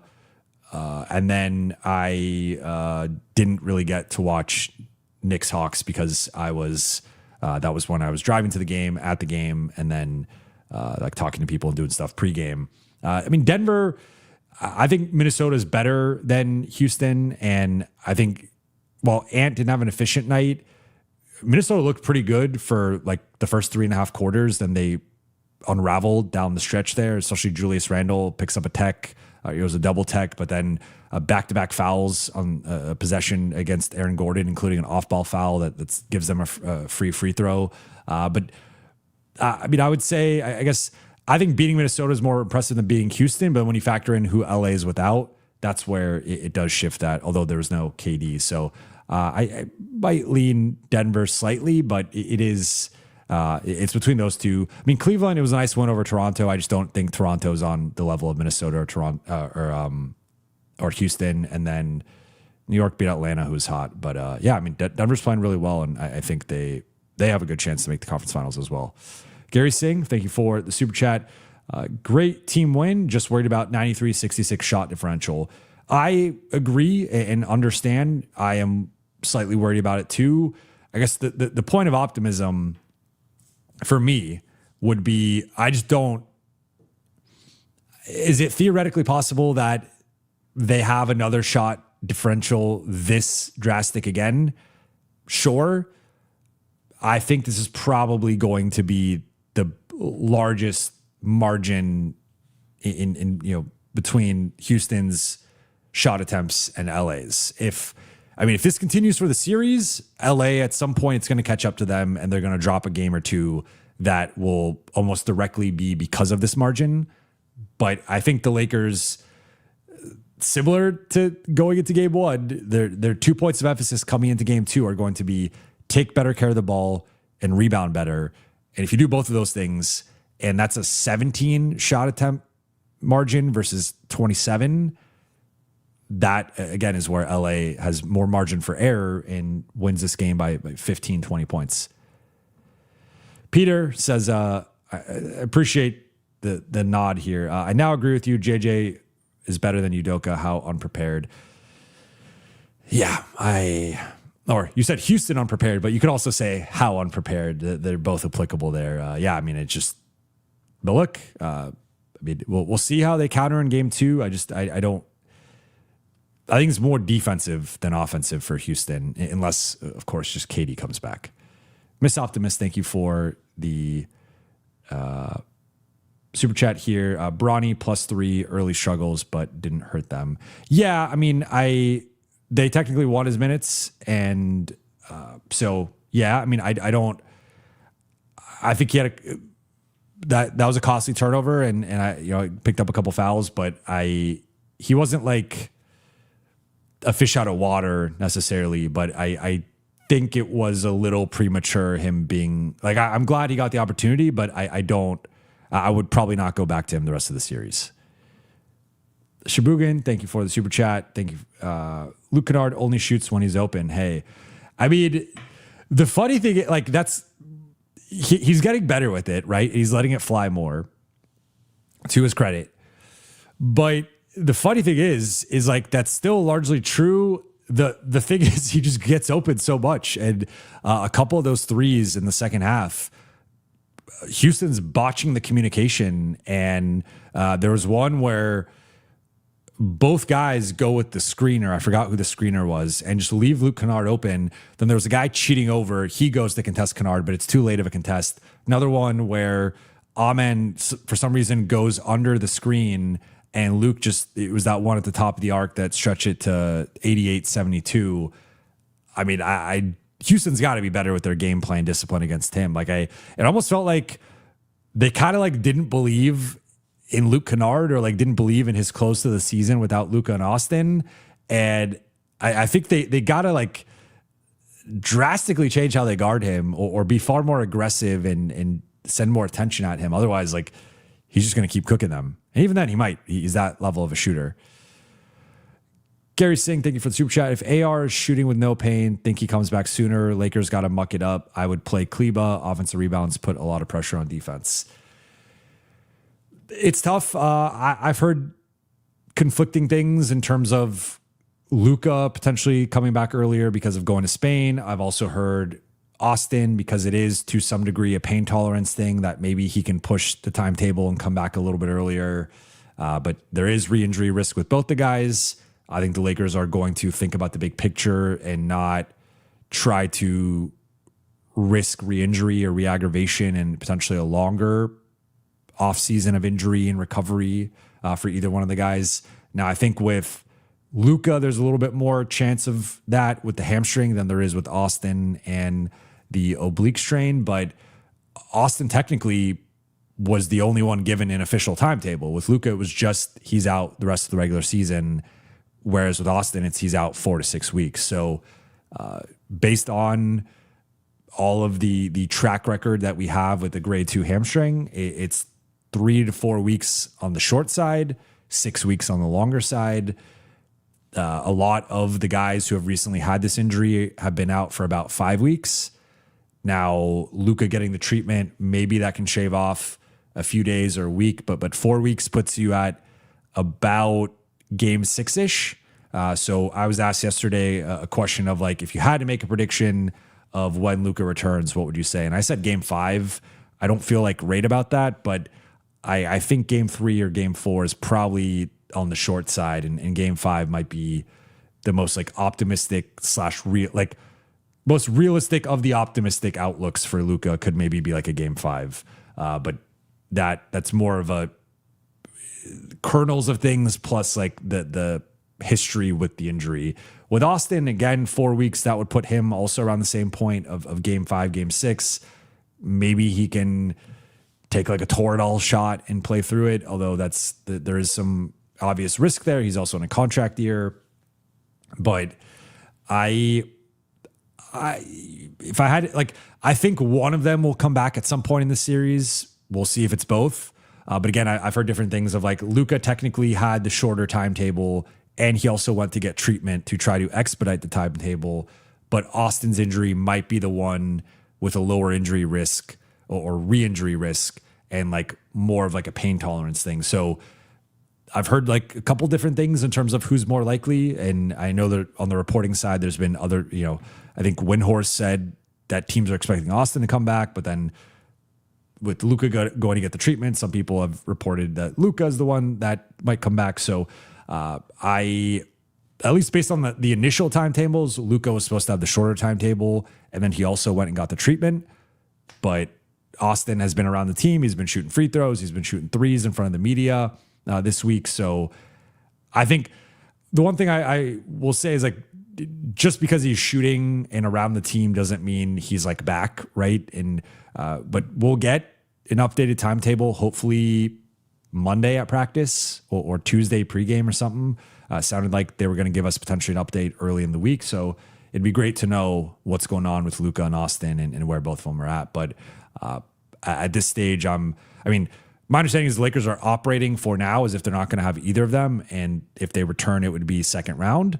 But they've not been officially ruled out yet. The door is still open for one or both to return. And I know for a fact that both of them are trying to return and doing everything in their power to return. So we'll see if they can make it happen. But yeah, I mean, I think it feels like, to me, Game 5 is maybe like the most optimistic outcome for either one of them.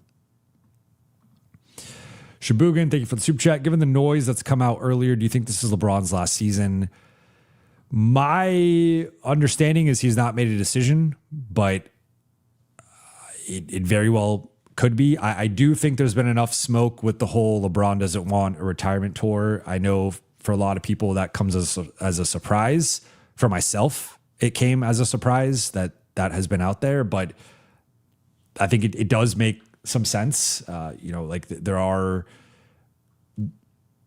there's just, I think, a lot that goes into a retirement tour, especially when you're a player of a certain stature. Like, for example, I think all of a sudden there's like this pressure to play in every single road game, which already exists, right? But if you're trying to be strategic with LeBron, everything's about getting to the finish line, getting to the playoffs, and ramping up throughout the course of the season. So if you announce you're not going, this is your final season, and you skip the one appearance in New Orleans or the one appearance in Charlotte or whatever, like that kind of stinks for that fan base, right? And I think there's all this pressure now to play in every road game.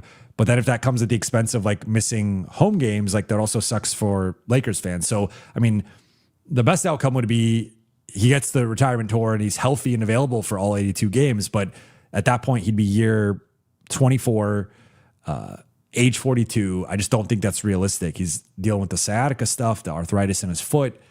I mean, both like old man injuries. It's just, I don't think it's realistic for him to play in all 82. So at that point, I think it's almost, there's almost an element of like him just retiring kind of quietly, that there's some benefit to that, I think. But obviously he doesn't get his flowers in that case. And I think LeBron deserves his flowers as much as anybody. So I would say no, though. I think he's going to play next season. And as of right this moment, I would say he's a Laker. KB, 24 any day. Thank you for the super chat. Thank you for being a member for 5 months. Might watch game 2 at crypto, but thoughts for next game.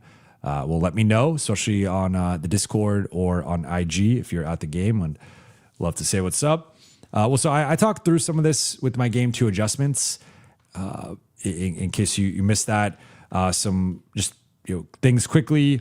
I think they need to add Rui, or maybe it's Nick Smith Jr. As an offensive option, but I think they were going with some in the non-LeBron minutes. They were going with Marcus and Luke, and then like 3 Banshees, Jake, Vando, and Jackson. I think they need to add one more offensive player in whether that's Rui, Nick Smith, some type of player who can shoot and just be a threat out there more so than Jake or Vando. I think they got to be careful with helping off of Jabari and Reed as much as they did, specifically Jabari. I think Marcus and Vando should be the primary guys on Reed. I thought they did the best job on him. They're going to switch a lot, but that should be the primary matchup. I think they need to figure out the 9th man, whether that's Nick Smith or Maxi Kleba. I think there's arguments for both of those guys. I think they should let DA guard Şengün one-on-one more and dare Şengün to be more of a one-on-one scorer and prove that he can score on DA, and then you adjust to that. I thought they sent a lot of help that compromised the defense at various points. Be more intentional and patient in transition with their offense, not as many mistakes and rushing through things, which I thought led to that malaise, we'll say, that they went into to close the half, the first half. And then I would like to see more shot generation for LeBron and Luke Kennard. Now, they're going to counter against Luke and probably be more aggressive against him. And with LeBron, they were being aggressive with doubles and sending a lot of help. So you don't want him to force that, right? But I would like to see LeBron get more shot opportunities. And I think that's going to be important moving forward in the series. As for KD, I think anytime, we saw it today, but anytime KD and Şengün are playing without each other, I do like the doubling and the trapping, like especially with KD.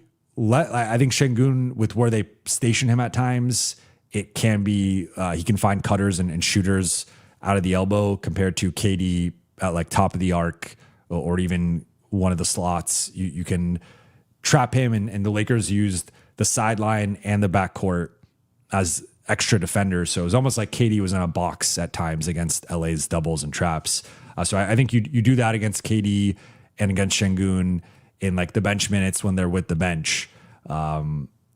Tonight, again, they did some of that with Şengün, but I thought they almost overdid it at times. And like, I felt like you want to make him, if there's no one else to really help off of and you're not really concerned with them, like just force him into some one-on-one stuff and then see if you have to overreact, because then I thought they let some of Houston's guys burn them with offensive rebounds. But with KD, I think you start with Marcus on him and then you go Jake and Vando off the bench, and you're going to have those guys try to do their best to not switch off of him. But I thought they did a pretty good job against KD. Like, he's going to be efficient. He's going to shoot 50+% basically any series he's in because he's KD. But you want to limit his shot attempts, turn him into more of a playmaker and processor, and then turn him into a turnover machine the way that LA did the final two games in Houston. KB 24 any day. If the Lakers go up 2-0, that would be a game changer and could open the possibility of Luka and AR coming back late. Love the fight from this team. Yes, I love this point because JJ talked about this before the game. He mentioned resiliency and that being a big thing with this group this season based on how many injuries they've dealt with and just the ever-evolving identity of the team. And then this final gut punch that they suffered with the Luka and Austin injuries, and how even, I mean, he talked about it after the game as well, just like even the KD news and that being such a big part of their game plan and them having to adjust that. And I mean, they were building their defense to stop KD or to slow him down. And then you're now in a different position. Of course, like it is more of an advantage for the defense, but still, just some level of adversity and change. And I think that's been one of the hallmarks. Like I've talked about it several times throughout the course of the season, the Lakers' resiliency. I thought you saw that in that March run with some of the comeback wins they had, some of the clutch wins they had, thinking about New York and Denver and the two Houston wins and Miami and Orlando, and like just a slew of really impressive, gutsy, excuse me, it was mixing up. Gutty, it's gutty, it's gutsy and gritty. That's a combined word there. But gutsy and gritty and just hard-nosed, resilient wins from LA. And that's been a hallmark of this team. And I think it's a testament to JJ and the culture that they've been building. So yeah, I mean, I think the great thing with going up 2-0 too is that it allows, it's less pressure for Luka and Austin to return, right? Because you got to think that right now KD's feeling it, right? KD's like chomping at the bit to come back for game 2, even if he's not fully healthy or even able to like play on the knee. He might feel that external pressure of, I don't want to go down 2-0. The inverse could have been true, where if LA went down 2-0, imagine the pressure on Luka and Austin to try to extend the season. And one of the things that's been interesting with some of the language that the Lakers have used with this series has been they want to extend the season for Luka and Austin. And maybe there's too much semantics or reading into it, but like, of course they want to win the series, but there has been this element of like, we want to win enough until they can come back. And that to me is like already a major step in the right direction. At a minimum, they will go to Houston for game 3, 1-1, potentially 2-0. And that would be a huge win for LA. And at that point, I think for most people, they're still not going to be favored in this series, and they're still going to be as considered the underdog. But they go back up 2-0, like they have to be the favorite at that point. Not the Lakers GM. You all picked Houston in 5 or 6 in the Lakers Collective Pod. Does this showing change that, especially if Durant misses game 2 as well? Yes and yes. So I talked about this earlier. My new prediction, and look, I'm not one of these analysts they're the analysts who are married to their predictions and will die on the hill. I don't care about being wrong. I want to be right. I want to be as accurate as possible. And so for me, I made my prediction on Wednesday with how I felt about the series after rewatching the 3 games, going over all the numbers, thinking through the matchups, thinking through the talent discrepancy without Luka and Austin, and I made my prediction. Now, I said earlier, if I knew KD was going to be out, that changes how I view the series. Like a big part of why I and others favored the Rockets was because of KD and him and LeBron just kind of washing each other out, and then Houston having some advantages at some of the other positions or slots in the hierarchy. That's no longer the case. If there's no KD and it slots everybody up higher on the Houston side, they clearly don't have the firepower to withstand that. And I think they will lose the series if KD doesn't play the rest of the way or misses even game 2 or game 3, right? So right now, my current prediction would be Lakers in 7. That is my current viewpoint with the available information. Now, maybe KD comes back game 2, looks awesome, Rockets win, and then I view the series differently. But with the current information of KD's uncertainty, and also even if he plays game 2, we don't know. Is he going to be on a minutes restriction? Is he going to be physically compromised? Like what's his physical state going into game 2? We don't know. So there's a lot of uncertainty. And if KD is not him, if KD's either out or not himself, Houston to me just has a certain offensive ceiling that the Lakers can surpass, as we saw, even without Luka and Austin.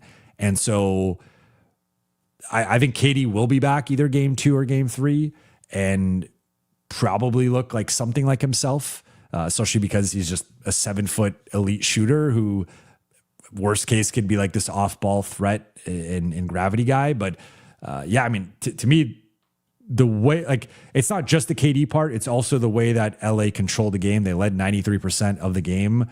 It was never like really in doubt. It was close early. Houston went on the run to close the first half. And at that point, I was a little uncertain about the second half just because I'm like, the Lakers shot, at that point, Lakers had shot 65%, Houston had shot 37%. So not dissimilar to the final shooting percentages, but LA was only up by 2, and they were nearly doubling Houston from a field goal percentage standpoint. I'm like, there's no way this sustains into the second half. And for LA, it didn't. They dropped from 65 to 61, but Houston, it did.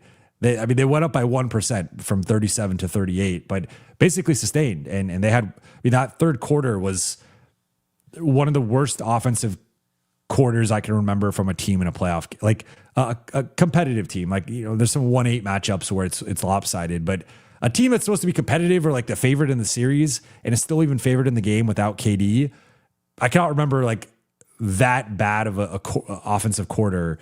They went 5 for 20 on 2-pointers in that third quarter. It was just abysmal. So yeah, I'm not afraid to change or too proud to change my mind or say my take or pick was wrong.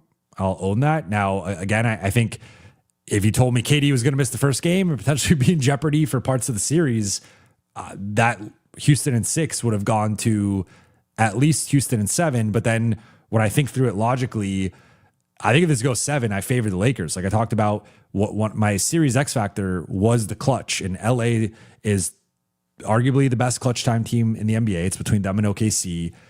And then Houston's one of the worst clutch teams in the NBA. Definitely the worst among like contenders or top 10 teams, whatever. And so I was like, if these are close games, I trust the Lakers more than I trust the Rockets. And that was even with KD in the fold.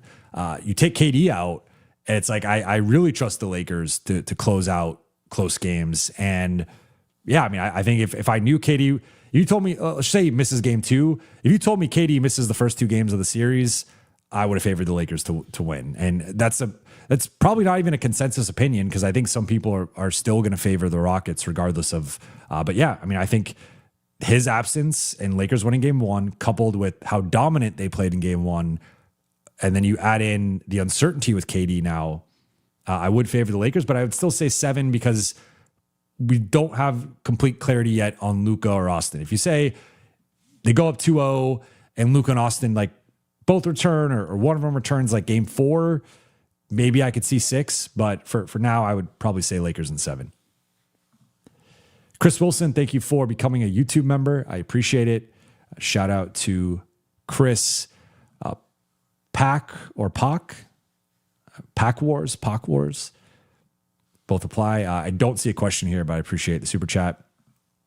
Peter, thank you for the super chat. Concerned that Luke, well, both apply, but Luke, the impending free agent, will now be more expensive.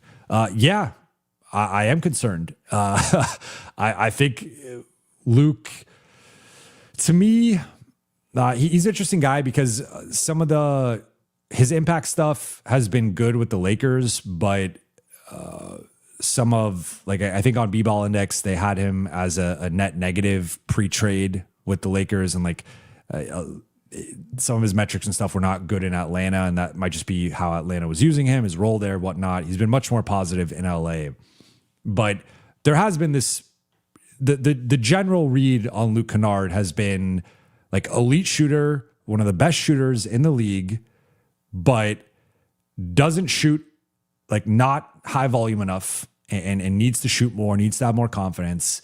And then also is a glaring defensive liability who can be played off of the floor. Like all of the people I talked to about the trade and just in general with Luke Kennard, whenever I've had conversations about him, like those are the 2 things you always hear. It's like he needs to shoot more, and he's not good enough defensively to play in like a contending rotate, or like a top 7 spot on like a contending rotation. Maybe he could be like an 8th or 9th man, but not like a big role for a contender. He has been bucking both of those trends. I do think the defense is a problem. Like he's not a positive on that end, but the Lakers have done a better job of hiding him and supporting him. And Houston also did a poor job of attacking him. And he has been letting it fly a little bit more. And as we've also seen since Luka and Austin came out, the passing, the playmaking, running the offense, he didn't do that as much tonight, because he's got the Amen Thompson matchup. But he could, it also showed he could play on or off the ball. So yeah, I mean, depends how the rest of the series goes, and then also like if he has a monster series against Houston, but then they play OKC and he doesn't play as well, because I would note, I don't remember what he did in, I've kind of blocked out the second OKC game out of my mind. That second OKC game, 10 points. He did have 9 assists. He did pass well in that game, 4 for 7 shooting. But I mean, the Lakers got blown out that game, and he wasn't like a major factor or difference maker for them. And then did not play well in the game at OKC, where the disaster game where the Lakers lost by 43 and Luka and Austin got injured. So I like, maybe it's offset a little bit of if he plays well against Houston but doesn't play well against OKC, maybe that lowers his market. But right now, I mean, the guy we saw tonight and the guy we saw the last few games to close the season, like you could talk yourself into 12 to 15 million for that guy. I don't think that's insane. I mean, dude dropped 27, led a team in scoring, a team with LeBron James on it in a playoff game, and beat the 8th ranked defense. And we could poke some holes in Houston's defense and keep calling it 8th. They're 8th in offense, 6th in defense. The 6th ranked defense just dropped 27 points on them, being guarded by one of the most athletic and best perimeter defenders in the league. Like, not many guys can do that. It's not simply just ramping up his usage. Luka's got a very specific and special skill set. So yeah, I mean, I don't know if it goes above like 15 feels a little high just based on his age and the defensive limitations. I think he does have a ceiling there, but I was looking more at like 7, 8. I'd recently said that probably bumped up now to like 8 to 10. Now he could be playing his way into like the low to mid double figures, and he's got to sustain it. It's not going to be off of one game, and there is people do remember playoff performances more with free agency, and like we've seen Jerome James is the greatest example of this. Of a playoff run can get you paid, so he's got to keep it up. But if he does, I mean he's going to make more money undoubtedly. Tommen, thank you for the super chat. Lakers in 6 with KD. If Watson misses the playoffs or struggles to come back, can he take a hit on his contract? Spurs versus Blazers is going to be a good series.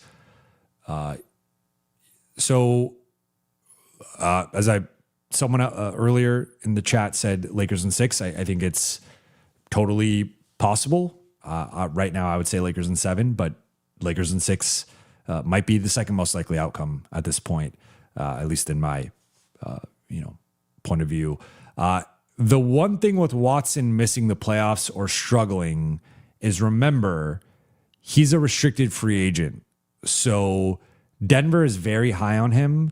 And you could even argue then that if his perception takes a hit, it does Denver a favor, because if all of a sudden he's viewed as more of like a $20 million player, that just makes it easier for Denver to keep him. So I actually think the best thing for the Lakers or anyone else who's trying to get Peyton Watson is for him to come back and crush it, because that shows you, it gives you a certain level of confidence and belief that he could do it, right? Because I think the one thing right now would just be, like, if Peyton Watson misses the entirety of the playoffs, I think we have to have a different conversation of, if you're the Lakers, like, do you want to take that gamble on a guy that you have not seen do it at the highest of levels? Because Peyton Watson was more of a back end rotation guy last year, who was not playing the same prominent role that he was playing, now.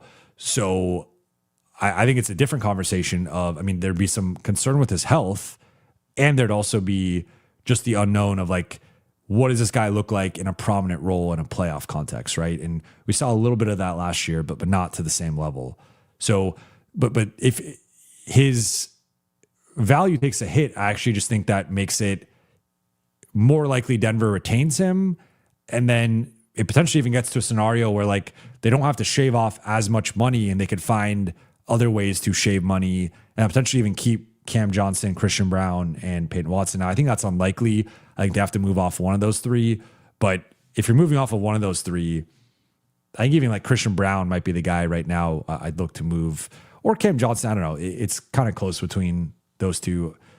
The more I think about it, actually, maybe Cam Johnson's the guy you move off of. But I think Christian Brown would have more value even with his rough shooting season.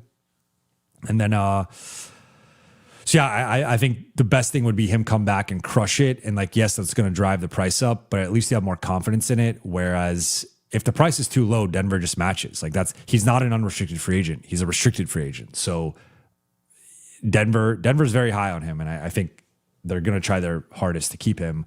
Spurs Blazers, I think it's going to be a good series, but I think it's going to be a good series in the way that, like, Lakers Nuggets, the last couple of times was a good series of competitive, close. Like, I could actually see it going that way, where it's a competitive, close series. Maybe even Portland's up. Like, there's a couple games where Portland's leading like 60 to 70% of the game, and then San Antonio out executes them in the clutch. My prediction for that was Spurs in 5, and I know they don't have a lot of playoff experience, but neither does Portland. Like, Drew Holiday does. There's some guys in the rotation. Matisse Thybulle has some, Robert Williams, but I don't think those guys aren't. I love Drew Holiday, but those guys to me aren't good enough to swing it against. Like, San Antonio just was the best team in the NBA for the last 3 months. If you shorten that timetable, past month, past 2 months, it's OKC. But starting in like early January, to me, San Antonio was the best team in the league. Now we have some questions because of the lack of playoff experience, but I think the results to me won't be close in terms of like the outcome of the series, but I could see Portland putting up a good fight and that being competitive. Pac Wars, here's the question. He asks, if they get past Houston, can this style beat OKC? I mean, in short, I don't think so. You know, I said Peter had the question earlier. I want to keep the vibes positive. I don't want to start projecting into like what an OKC series looks like. I think there's also too many questions with that. I mean, look, we saw in a matter of days, this series flipped on its head with the Kevin Durant injury. So maybe Shea goes down, or maybe Chet Holmgren goes down, and it's a different series. But with the current information, the Thunder beat the Lakers by 30 plus 3 different times. One of those times the Lakers punted. 2 of those times the Lakers were going for it in OKC, and both games were over by the end of the first quarter. And I do think OKC poses some real problems for LA in terms of the ball pressure. Like even tonight, we saw it a little bit in the fourth when Houston started to ball pressure. LA started to, they're a little shaky there offensively. They were already up by double figures, so it didn't matter. But I don't know why Houston's not really ball. Like that might actually be my biggest thing is if I'm Houston, I would probably ball pressure more and try to make the Lakers uncomfortable. But that's exactly what OKC does. And the Lakers had 4 like the one loss that was single digits was that game. No Luka, no Shea, but Shea's going to be available. And when Shea's been on the floor, they've just been killing the Lakers. So I mean, playoffs and regular season are different, but it's not like this is an unproven team. They just won the championship. They won 64 games. I think they're the best team in the league. So I think the Lakers would be heavy underdogs in that.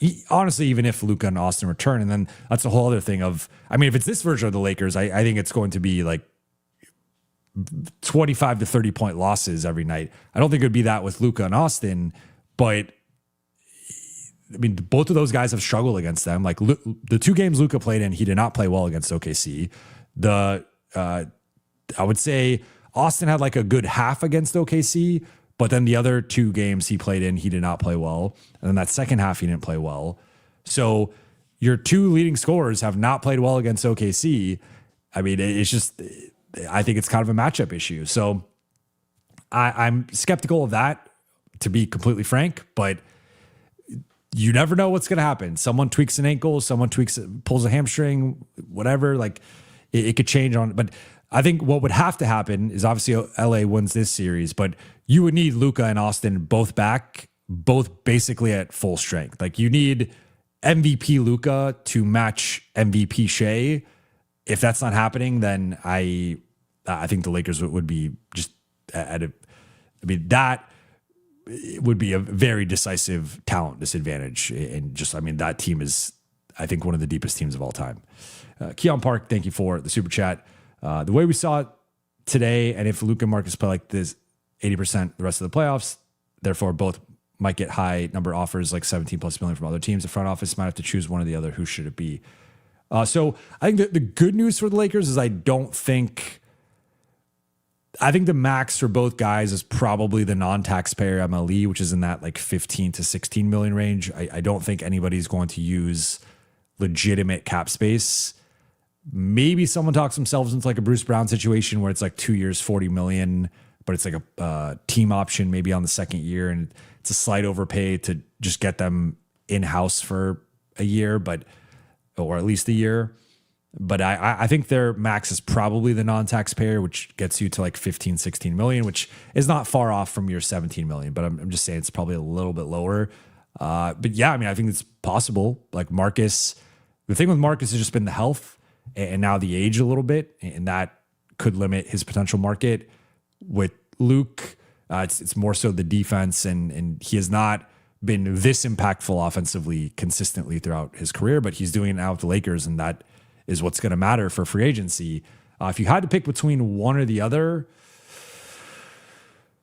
I lean Marcus because of the defense and because of how important I think defense is to a team with Luka and Austin and just how important Marcus has been this season, I still will contend he's been the fourth best player in totality this season. However, I think you keep both. I think you do everything you can to keep both.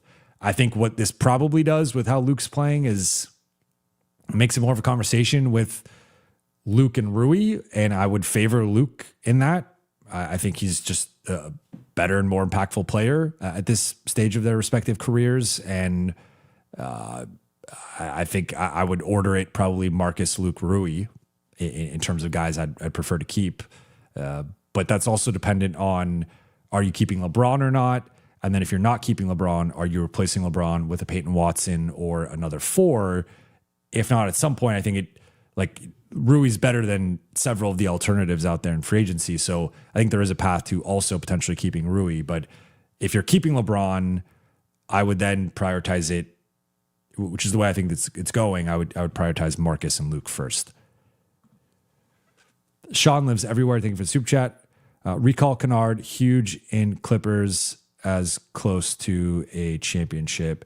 Yeah, I mean, the funny thing to me with Kennard, and it's interesting, like his relationship with LeBron,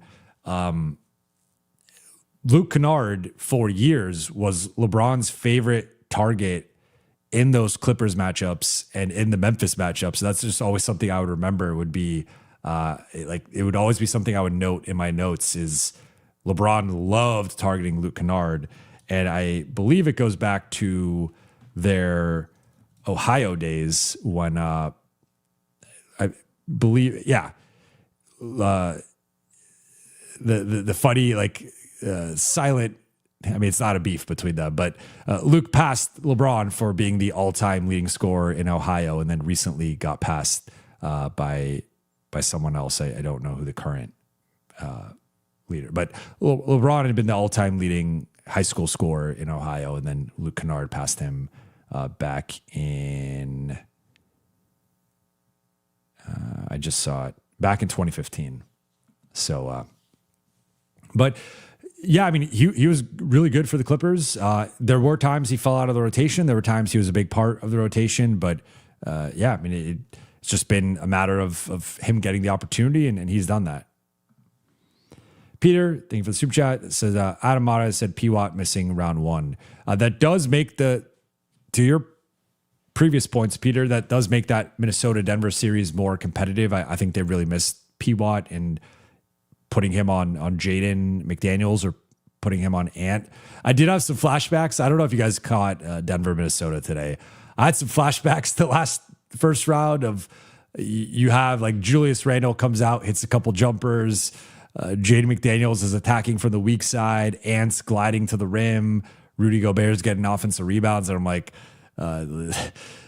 Denver's in trouble here, but with kind of this matchup, and it's just going to be tough. But Denver settled after that shaky first quarter, and then they actually ended up taking a double-digit lead for parts of the second half. But yeah, I mean, if he's out first round, I think that does make them more susceptible to potentially losing to Minnesota, but it also potentially impacts his value, which I actually think helps Denver more than helps his suitors. Is it Bleached? I'm not sure what the name is, but I appreciate it. I know we need to see to believe, but Phoenix can beat OKC. I like the optimism. I mean, that would be great for the Lakers if Phoenix beat OKC. I think Phoenix can beat OKC in a game. I don't think that they can. I don't know. To me, like some of the OKC discourse reminds me of Golden State in a way back in the day. And like where until OKC won their first championship, nobody really believed OKC. I mean, excuse me. Until Golden State won their first championship, nobody believed Golden State's style of play or personnel could win a championship. Like people didn't really believe in Steph Curry, and they had the Memphis series that they got down. I think they were down 2-1 in that Memphis series, and then they flipped it in game 4, putting Andrew Bogut on Tony Allen, and that changed the series. But there was like this general skepticism of OKC. I mean, I keep mixing them up, of Golden State until Golden State won, and then even then there was some. Then they got KD, and then everything was over for a couple of years. I feel like it's the same thing with OKC, where I'm like, I don't see what people aren't seeing with OKC, but I think they're maybe the best defense of the modern era, or at least post 2000. They're in that conversation with.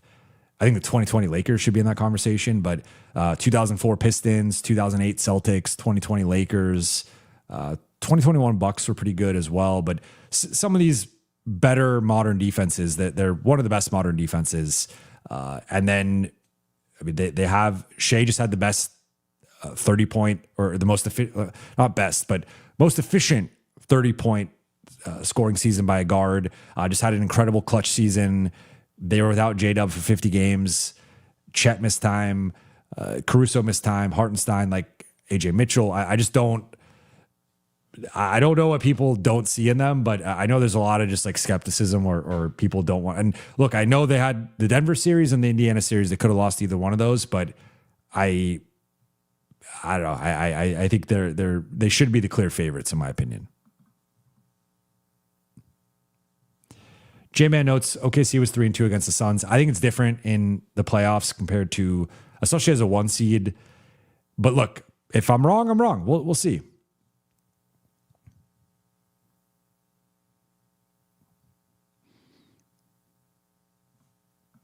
Pocky says, I hate watching OKC, but they're ridiculously good. Like, I think that's part of it too, is there was an element of, with the Golden State team, people didn't like Draymond. Some people didn't believe in Steph. I think I keep calling it the Golden State team. I don't know. I can't differentiate it. The Golden State team, people didn't like Draymond. People didn't believe in Steph, whatever. With OKC, obviously, there's Shea and the free throw stuff. There's Lou Dort and the dirty plays. Just people don't like them. There's Jared McCain and his TikToks.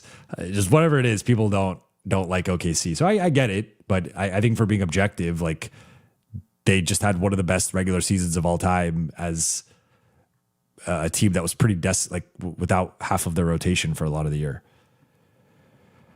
Lakers all day. So is the Lakers the underdog game 2? Good question. I think it depends if Kevin Durant play. Now, I guess there's two views of thought here, right? So there's like, what do I think, or what do we think, or there's like, what does Vegas or like the national consensus, like what is the line, right? I think if Kevin Durant is available, Houston will be favored in the game. I think if Kevin Durant is not available, Lakers might be slight favorites. But I think the Lakers were considered such underdogs that, again, you saw even with KD out, they were still considered. I mean, that's pretty wild. They were home underdogs without Kevin Durant. That shows like where the market or just the perception was at with the Lakers. But I would say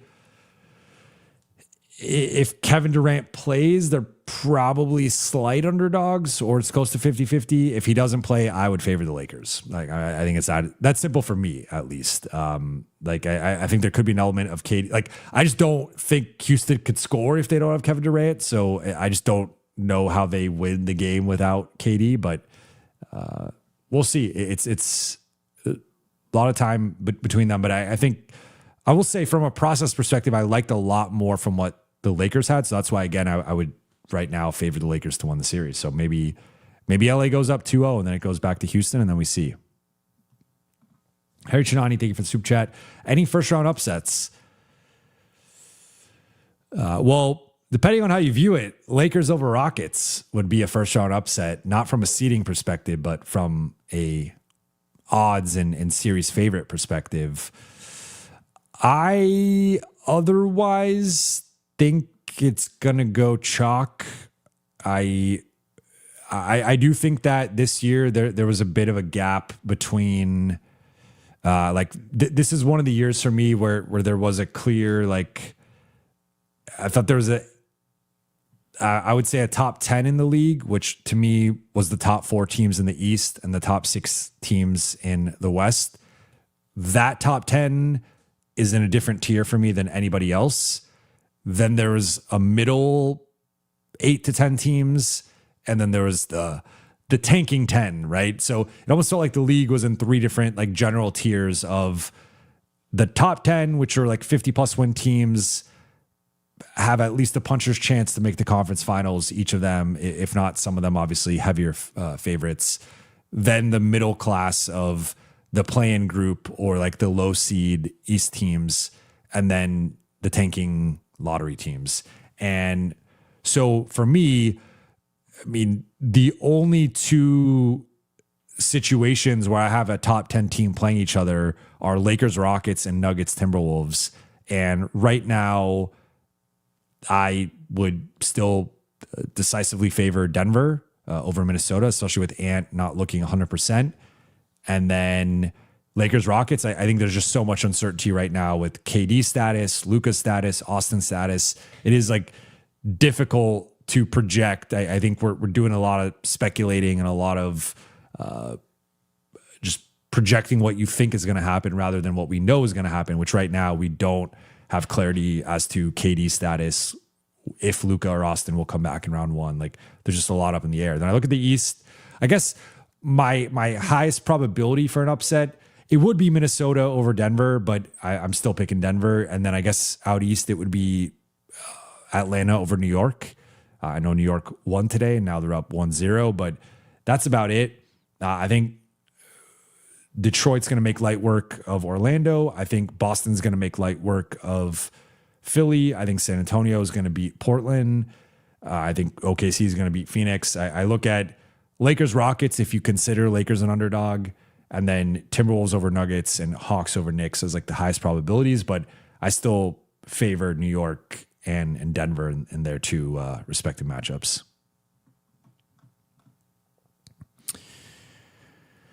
Smooth asks, is DFS hurt or out of the rotation, Jovan? He is out of the rotation. And I mean, he was not, they had 3 guys listed as out, Kevin Durant, Fred VanVleet, and Steven Adams. I thought it was interesting. They did not go to DFS tonight.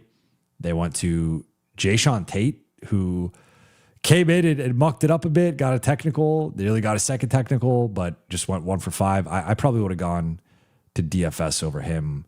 They also tested out Aaron Holiday, who I don't think played particularly well. But yeah, I mean, that's the state of Houston's bench and also the state of DFS. Another thing to be happy with. Hans De Leon, hey, Jovan, will you still be doing a Lakers vlog? Yes, I took a lot of footage off of tonight. Just got to cut it up, and that'll probably be coming out tomorrow, or will be coming out tomorrow.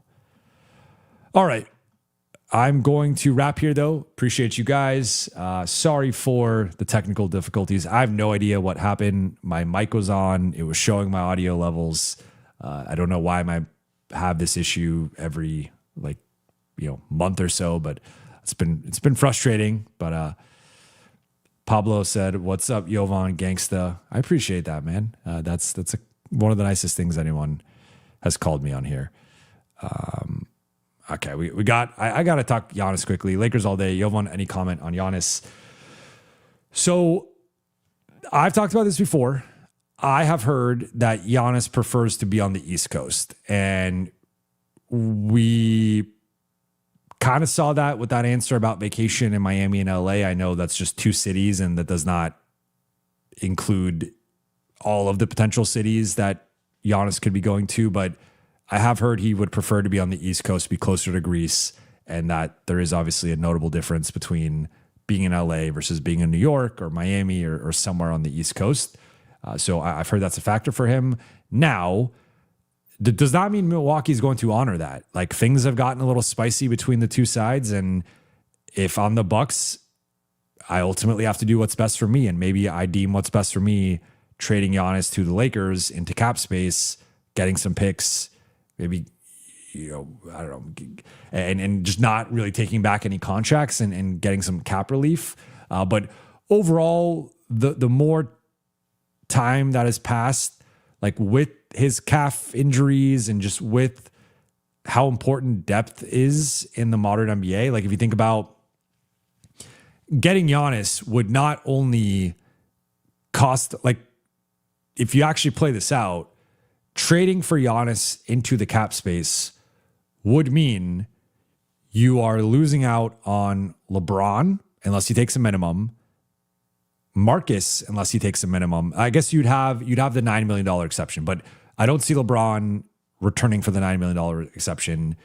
Maybe Marcus or Luke takes a discount to stay, but I think that's unlikely with like, you know, both those guys could get, I think, more from other teams. Then you also lose Rui, and then you could keep Austin and you could keep Jackson with the bird rights and like their respective cap holds. But you're now looking at a situation where your team is Luka, Giannis, Austin, potentially Ayton, Vando, Jake, Jackson, Dalton, Adu. Not a great rotation. And again, you've lost LeBron, Marcus, Rui, Luke. You've lost a lot of depth. And already this is a group that isn't as deep as some of the other top teams in the league. So I'm not fully out on the possibility of Giannis, but I would like to see how LA pivots to like building out the rest of the roster and like what the free agent options would be at that, you know, price point, or what are the minimum options for them. But if they could get some bargains, some guys to take discounts, I think you can make the case for it. But my preference would be at this stage, I think you re-sign LeBron, you keep a couple of those role players, and then you add another prominent player or two with the remaining cap space. And you don't fully run it back, but you run it back with a remixed and hopefully better version of this team. But I'm going to wrap here now, officially. Appreciate you guys. Shout out to the chat. Shout out to the late night gang. I'll be back Monday, I will say. Definitely Monday with Lakers Collective, but potentially Monday night to go live and talk through some adjustments. Maybe I'll come on here tomorrow and talk about it, but I'll say tentatively on Monday. But hey, Lakers are up 1-0. They are currently in control of the series and very decisive and convincing win. So you got to feel good about LA's chances to, or at least better, wherever you were at with the Lakers before the series. I think you should feel more confident in them right now. But again, shout out to the chat. Shout out to the late night gang. Appreciate you all. And I will talk to you all in a couple of days. For those watching on YouTube, please be sure to hit that subscribe button, turn on channel notifications, and like and comment on this video. On the road to 35,000 subscribers by the end of the month. Would mean the world if you hit that subscribe button. And for those listening on Apple Podcasts, Spotify, or your podcast platform of choice, please be sure to follow, download, and leave a 5-star review. Shout out to everybody. Talk to you all on Monday.